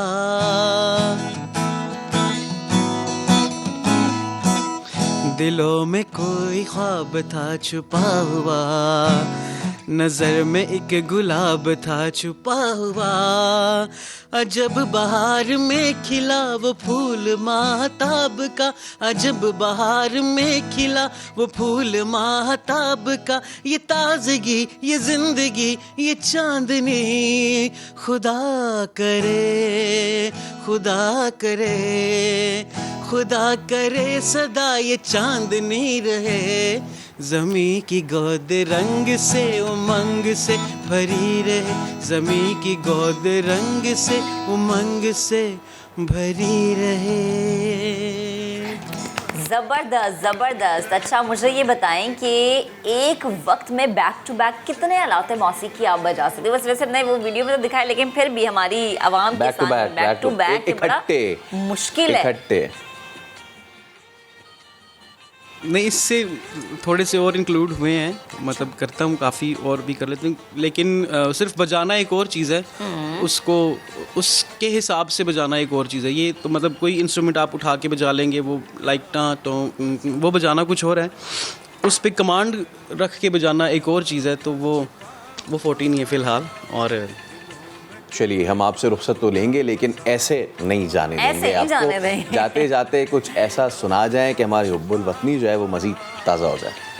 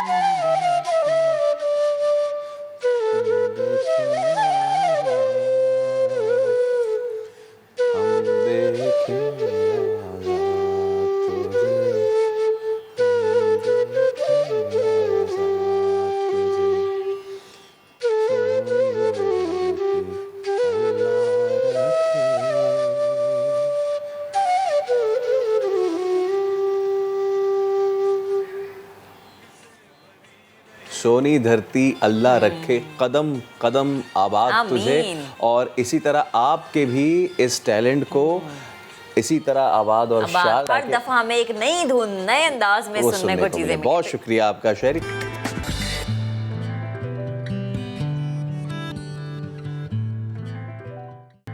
نیا دن میں آپ کو کہیں گے ایک بار پھر خوش آمدید. ویسے ہم رہیں یا نہ رہیں لیکن ہمارے جو اعضاء ہیں وہ 100 برس تک زندہ رہ سکتے ہیں, اور اسی مناسبت سے دنیا بھر میں انسانی اعضاء کا عالمی دن منایا جا رہا ہے. اس کا مقصد کیا ہے؟ اس کا مقصد یہ ہے کہ ایسے افراد کے لیے اعضاء عطیہ کرنے کی اہمیت اور ضرورت پر زور دیا جائے. خاص طور پر جو جگر کی پیوند کاری ہے اس کے لیے کسی نہ کسی کے عطیہ کی ضرورت ہوتی ہے. تو اسی پہ ہم سے گفتگو کرنے کے لیے ہمارے ساتھ اسٹوڈیوز میں 2 بڑے اسپیشل مہمان موجود ہیں. ایک تو سر ڈاکٹر مرلی لال ہیں, آپ پروفیسر آف یورولوجی ہیں, اور اس کے ساتھ ساتھ بہت اسپیشل ہمارے گیسٹ ہیں محمد عامر صاحب. اور عامر بھائی جو ہیں ویسے تو خدا انہیں کبھی کسی چیز کا متلاشی نہ رکھے, لیکن انہیں اس وقت ایک ڈونر کی ضرورت ہے. تو ہم سب سے پہلے ڈاکٹر مرلی آپ سے اس چیز کا گفتگو کا آغاز کرتے ہیں. ہمارے ہاں ویسے لوگوں میں کتنی اویئرنیس ہے اس چیز کی کہ آپ اگر آرگنز عطیہ کریں تو وہ آپ کے لیے کتنا بڑا صدقہ جاریہ ہے, اور اس دن کو منانے کا مقصد کیا ہے, کب سے اس کا آغاز ہوا؟ یہ کوئی 10-12 سال پہلے, کیونکہ یہ دن کا آغاز اسی لیے ہوا کہ دنیا نے یہ محسوس کیا کہ ہمارے پاس لینے والے زیادہ ہیں बीमार ज़्यादा हैं, देने वाले कम हैं। तो ये जो डिमांड थी वो ज़्यादा थी, ठीक है, और सप्लाई कम थी। तो इसीलिए फिर इस दिन को मनाने की बात सोची गई। जो दुनिया की बड़ी इंटरनेशनल ऑर्गेनाइजेशंस हैं उन्होंने इसको मनाने के दिन पे जोर दिया। जैसे दूसरे दिन है गुर्दे का आलमी दिन है, इस तरह बहुत सारे ब्रेस्ट कैंसर के लिए एक दिन है। तो इस दिन को भी इसलिए मनाया गया क्योंकि लाखों लोग दुनिया में, मिलियंस ऑफ पीपल जिसको कहें, वो बेचारे सिर्फ इसीलिए मर जाते हैं क्योंकि उनको एज़ा नहीं मिल पाते। क्योंकि ज़िंदगी में हम 2 एज़ा दे सकते हैं, एक गुर्दा क्योंकि 2 होते हैं, और जिगर का एक टुकड़ा। पूरा जिगर तो ज़ाहिर नहीं दे सकते, उसका टुकड़ा, मगर उसमें मसाइल हैं। अच्छा। मसाइल क्या हैं? वो बच्चों में ज़्यादा कामयाब है क्योंकि आप किसी का जिगर ले रहे हैं तो फिर आपको उसकी साइज़, उसका वज़न देखना पड़ता है कि डोनर दे सकता है या नहीं दे सकता। फिर थोड़े बहुत मसाइल डोनर के भी हैं, डोनर की कॉम्प्लिकेशंस भी हैं, डोनर की डेथ्स भी रिपोर्ट हुई हैं। तो इसीलिए ज़ोर दिया जाता है कि मौत के बाद जो एज़ा हैं वो अगर लोग अतिया करें तो ऐसे लोगों की ज़रूरत पूरी हो सकती है। फॉर एग्ज़ाम्पल, आप दिल नहीं दे सकते ज़िंदगी में, जिगर जैसे मैंने कहा उसके मसाइल हैं कुछ, फेफड़े आप हम नहीं दे सकते ज़िंदगी में, आँत नहीं दे सकते, आँखों के पर्दे नहीं दे सकते। आप देखें ना, आँखों के पर्दों में भी ये है कि यहाँ होता तो है ट्रांसप्लांट आँखों के पर्दे का, मगर ज़्यादातर पर्दे कहीं बाहर से आते हैं। अच्छा। हमारे यहाँ लोग अभी भी, अब शुरू हुआ है, लोग कर रहे हैं, बेहतर, रुझान कम है। हाँ, रुझान कम है, बेहतर ज़रूर है। यानी आप ये कॉर्निया की बात कर रहे हैं? कॉर्निया की बात कर रहा हूँ, बेहतर ज़रूर है। और पहले तो हम जब बात करते थे तो लोग नाराज़ हो जाते थे कि यार ये क्या है, मौत के बाद हम, मगर अब लोग सुनते हैं, लोगों को समझ में आ रहा है कि ये जिस तरह खून की अतिया की किसी ज़माने में जब बात होती थी तो लोग बड़ा बुरा मनाते थे, बुरा सोचते थे कि ये क्या चीज़ है, ये क्या है खून। अब मगर आप अगर देखें रेडियो पे कभी ऐलान हो कि किसी ज़रूरतमंद को फ़लाँ ब्लड ग्रुप की ज़रूरत है तो लाइन लग जाती है। अब तो डॉक्टर साहब ब्लड बैंक भी कायम हो गए ना, आप ज़रूरत के तहत जाएं और जिनको ज़रूरत के तहत ज़रूरत है इसकी वो भी वहाँ से रब्ता कर सकते हैं। अच्छा, मुझे बताएं कि किन केसेस में आज़ाद डोनेशन करने की ज़रूरत महसूस होती है, वो कौन कौन से ऐसे केसेस हैं? फॉर एग्ज़ाम्पल, हमारे साथ मोहम्मद आमिर साहब बैठे हुए जी, अब ये डायलिसिस पे हैं कई सालों से, इनकी फैमिली में नहीं है, गुर्दा मैच नहीं हो रहा, नहीं मिल रहा। तो अब ये यंग आदमी हैं, हफ्ते में 2 दफ़ा या 3 दफ़ा डायलिसिस पे आना है, जॉब छोड़ के आना है, फिर बहुत सारी बंदिशें हैं। ये पानी पूरा नहीं पी सकते, पिएंगे तो सीने में जमा होगा, फिर डायलिसिस पे जाना पड़ेगा। ये आम नहीं खा सकते, आम जैसी चीज़ नहीं खा सकते क्योंकि पोटाशियम बढ़ जाएगा। खा सकते हैं, डायलिसिस से पहले 2 फांकें खा ली और लिमिटेड डायलिसिस करवा ली। इस तरह ये गोश्त ज़्यादा नहीं खा सकते, तो बहुत सारी बंदिशें हैं। ठीक, तो इनको अगर मिल जाए गुर्दा तो ये अपनी नॉर्मल ज़िंदगी बसर करेंगे, डायलिसिस पे नहीं जाना पड़ेगा, खाएंगे जैसे हम हैं, आप हैं। बिल्कुल, आमिर भाई का आपने तस्करा किया। अहमियत है ऑर्गन डोनेशन की। ये तो मैं गुर्दे की बात कर रहा हूँ जिसमें डायलिसिस एक ऑप्शन है जी, आदमी जी सकता है। जिगर में डायलिसिस का ऑप्शन नहीं है, दिल के बैठ जाने में कोई ऑप्शन नहीं है, फेफड़ों के बैठ जाने में कोई ऑप्शन नहीं है। हमारे पास तकरीबन 2 मिलियन लोग आँख की बीनाई के मरीज़ हैं इस मुल्क में, जिसमें सालाना 2 लाख को ज़रूरत पड़ती है आँख के पर्दे की।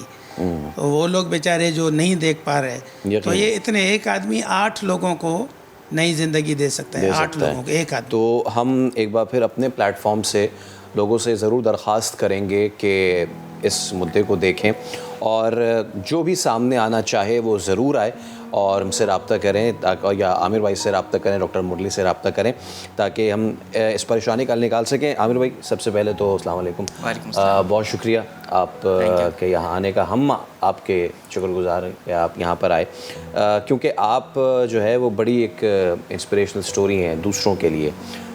आम जो है नज़र में वो तो ऐसा लगता है कि जी सब कुछ नॉर्मल है, लेकिन क्या आपकी कहानी अगर मुख्तसरन आप बताएं ताकि हम आगे आपसे फिर मज़ीद गुफ्तगू कर सकें। देखिए, ये मेरे साथ जो शुरू हुआ प्रॉब्लम, वो अनफॉर्चुनेटली कुछ रॉन्ग मेडिकेशंस थी। अच्छा। हैवी डोज ऑफ मेडिसिन मैंने यूज़ करी हैं, जिसमें मुझे जॉइंट्स पेन थे तो मैंने इस्तेमाल की थी। पेन किलर्स बहुत ज़्यादा हैं जिसमें, और इन बिटवीन जो है वो रमज़ान का महीना भी चल रहा था, मैं रोज़े भी रख रहा था साथ साथ। तो end of the week of Ramzan मुझे ये फ़ील हुआ कि मैं चल नहीं पा रहा हूँ और मुझे नज़र नहीं आ रहा। تو گھر والوں نے ڈائگنوسٹکلی مطلب مجھے ڈاکٹر سے رجوع کیا تو معلوم چلا کہ ان کی دونوں کڈنیز جو ہیں وہ فیل ہو گئی ہیں. اب اس وقت سچویشن تو ایسی تھی بالکل ناقابل یقین، سمجھ ہی نہیں آ رہا تھا. بہرحال پھر ہم نے کنسرن کیا SIUT ہاسپٹل، تو وہاں میری تمام ڈائگنوس شروع ہوئی 2016 مئی 2016. ابھی تک مجھے ڈیٹ یاد ہے 18 مئی 2016. وہ ڈارک ڈے تھا میری زندگی کا جس میں ڈائلسس اسٹارٹ ہوا. مجھے یہاں نیڈل لگی ہوں، ڈائلسس کا اسٹارٹ ہوا. وہ بڑے کریٹیکل ڈیز تھے. اور اب تو میں آپ کے سامنے ویل بیٹھا ہوں، آپ سے بات چیت کر رہا ہوں، لیکن اس وقت تو میں پہچان بھی نہیں پاتا تھا کسی کو. اس کنڈیشن میں چلا گیا تھا. گھر والے مطلب بالکل نا امید ہو گئے تھے. وہ سوچتے تھے کہ شاید 1 ہفتے میں 2 ہفتے میں یہ ختم ہو جائے گا. بہرحال میں بہت شکریہ ادا کرتا ہوں SIUT کا. انہوں نے بہت سنبھالا ہے اور بہت سپورٹ کری. لیکن یہ پھر بھی ڈائلسس میری زندگی کا حل نہیں ہے. حل نہیں ہے اور بڑی تکلیف. اور میں آپ کو ایک بہت چھوٹی سی بات بتاؤں کہ جو کبھی میں سوچتا ہوں تو کافی میں لرز جاتا ہوں اس بات پہ کہ میرا ایک چھوٹا بیٹا ہے. جب وہ 1 سال کا تھا میری ڈائلسس اسٹارٹ ہو گئی تھی. تو وہ تھوڑا سا جب نارمل یعنی بولنے والی کنڈیشن میں آیا تو اس نے یہ دیکھا کہ بابا جو ہے آفس سے آتے وقت جو آتے ہیں تو ان کی پٹیاں بندھی ہوئی ہوتی ہیں. تو مجھ سے اس نے سوال کیا، بابا یہ آپ کے آفس والے آپ کو سوئی کیوں لگاتے ہیں؟ کیا میں جب آفس جاؤں گا مجھے بھی لگیں گی؟ آپ جس طریقے سے بیان کر رہے ہیں نا بھائی، آپ کی آنکھوں میں ابھی بھی آنسو، اور آپ اپنے بیٹے کے جذبات کو جس طرح سے بتا رہے ہیں، جو ہے مجھے بڑا یہ فیل ہوا کہ یہ میرا چھوٹا سا بیٹا یہ فیل کر رہا ہے کہ بابا جو آفس جاتے ہیں تو ان کو نیڈلز لگتی ہیں، اور وہ نیڈلز کے نشان اگر میں دکھاؤں کافی ہیوی ہیں میرے ہاتھ پہ. بہرحال لیکن یہ کہ میری کوالٹی آف لائف بہت چینج ہے. کیا پیشہ ہے آپ کا سر؟ میں اسسٹنٹ مینیجر ہوں IT ڈپارٹمنٹ کے اندر، آشو گروپ میں ہوتا ہوں میں. اور ہمیں یہ بتائیے گا، اس سے پہلے کہ ہم ڈاکٹر مرلی سے بڑی اہم ایک مجھے سوال کرنا ہے، یہ ضرور بتائیے گا کہ ڈفرینس کیا ہوتا ہے اور کس طریقے سے آپ کیری کرتے ہیں، لوگوں کا کیا ریئیکشن ہوتا ہے آپ کے دفتر میں؟ ہاں دیکھیں، اصل میں اچھے اور برے لوگ ہر جگہ موجود ہیں. ٹھیک ہے، میں اس وقت جو ہے بہت تعریف کروں گا اپنے مینیجرز کی جنہوں نے مجھے بہت سپورٹ کری ہے. اور ابھی بھی میں ڈائلسس پہ جاتا ہوں تو مجھے کہتے ہیں کہ آپ اپنا ریسٹ لے لیا کریں. ٹھیک ہے نا، وہ اپنے آپ ڈے یوز کریں، پورا فل ڈے یوز کریں، کیونکہ ڈائلسس پہ آتے وقت بھی طبیعت خراب ہوتی ہے اور جانے کے بعد بھی خراب ہوتی ہے. کنڈیشن ایسی ہوتی ہے سم ٹائم کہ آپ کو کوئی سہارا دے کے لے کے جا رہا ہوتا ہے. تو یہ مطلب ڈائلسس 2 ہفتے میں 2 ڈائلسس کروانے پہ ہمارے یہ 2 دن تو ضائع ہو جاتے ہیں. جی بالکل، فل ڈے ہمارا ہاسپٹل میں گزرتا ہے. اس کے ساتھ ساتھ اتنی کمپلیکیشنس ہیں جو لمیٹیشنس کے ساتھ ساتھ میں مطلب اپنی وائف کا بھی شکریہ ادا کروں گا کہ انہوں نے مجھے بہت سپورٹ کری. مطلب she was a early age 30+ تھیں تو انہوں نے نہیں چھوڑا، انہوں نے ساتھ دیا اور ابھی تک جو ہے وہ تمام چیزیں پوری کر رہی ہیں. آپ کے سراؤنڈنگز میں آپ کو سپورٹ کرنے والے لوگ ہوں، جب آپ کے شریک حیات بھی سپورٹ کرنے والی ہوں، اور یقیناً جب بیٹا بڑا ہوگا تو وہ بھی آپ کا ضرور سہارا بنے گا. اور ہم یہ بات کیوں کریں کہ سہارا بنے گا، آپ خود ماشاءاللہ سے اتنے اسٹرانگ ہیں، ہمارے سامنے بیٹھے ہوئے، تو دعا تو ہماری یہی کہ آپ اسی طرح ہنستے مسکراتے رہیں. اور جتنی آپ ہمت سے بات کریں، مطلب یہ بڑی تکلیف ہے ڈائلسس میں، کیونکہ جو گزرتا ہے ہماری فیملی میں سے بھی جو لوگ گزرے ہیں، سن کے دیکھ کے تکلیف کا احساس ہوتا ہے، اور آپ تو گزر رہے ہیں. اچھا ڈاکٹر صاحب، ایک بات جو آپ بھی کہہ رہے ہیں اور سننے والوں کے لیے بھی بڑا ضروری ہے، اس کے بعد یقیناً ہم امید کرتے ہیں کہ جو بھی افراد دیکھ رہے ہیں درد دل رکھنے والے، وہ ضرور رابطہ کریں گے اور یہ پریشانی، یہ مسئلہ لازمی حل ہوگا. ڈاکٹر صاحب، آپ نے کہا کہ میچ کا جو ہے وہ گردہ نہیں مل رہا، بلڈ میچ کا تو ہم نے سنا تھا، یہ والی میچنگ کا پروسیس کیا ہوتا ہے، ذرا اس حوالے سے بتائیے. بلڈ گروپ تو خیر امپورٹنٹ ہے، ہونا چاہیے، مگر ٹیشو میچ کرتے ہیں، بلڈ لیتے ہیں دونوں، دینے والے کا بھی لینے والے کا بھی، اس کو میچ کرتے ہیں اور کوشش ہوتی ہے کہ اچھا میچ والا گردہ لگے. مگر اب تو خیر اتنی ترقی ہو گئی ہے میڈیکل سائنس نے، خاص کر ٹرانسپلانٹ سائنس نے کی ہے کہ اب جب ہم نے شروع کیا تھا تو 100% میچ لیتے تھے، مگر اب ہم کبھی کبھی مجبوری میں 0 والا بھی میچ لے لیتے ہیں، مگر اس میں دوائیاں زیادہ دینی پڑتی ہیں. تو اب تو یہ تو خیر یہاں تک ہم آ گئے ہیں، مگر اس کے ساتھ تو پرابلم یہ کہ کوئی ہے نہیں جو ان کو دے سکے. تو کہنے کا مقصد ہے کہ میچ والا بھی تب ہوگا جب گردہ ہے، کیونکہ 2 ہیں، ایک آدمی دے سکتا ہے. چلیں جگر کو بھی ہم لے لیں، ایک ٹکڑا دے دیا، مگر ابھی بھی میں گردے کا ڈاکٹر ہوں، جگر والوں کو بھی میں دیکھتا رہتا ہوں. ہمارے کولیگس ہیں جہاں ہم کام کر رہے ہیں، تو میں پڑھ رہا تھا ایسے ہی کل، تو 2 ملین لوگ جو ہے نا جو ہے وہ جگر کی خرابی میں مبتلا ہیں، اور جن میں سے 2 لاکھ کو سالانہ ضرورت ہے جگر کی پیوندکاری کی. تو کہنے کا مقصد ہے کہ یہ بہت بڑا مسئلہ ہے. ہم دل کی بات ابھی نہیں کر رہے ہم. آپ کورونا کی وجہ سے جو پھیپھڑوں کا مسئلہ ہو رہا ہے دنیا میں, اس کا ٹرانسپلانٹ بھی ہو رہا ہے, پھیپھڑوں کا ٹرانسپلانٹ بھی ہو رہا ہے. کارنیا تو دنیا میں بڑا, یہاں بھی اب ہو رہی ہیں کچھ جگہوں پہ, مگر کم ہو رہی ہیں.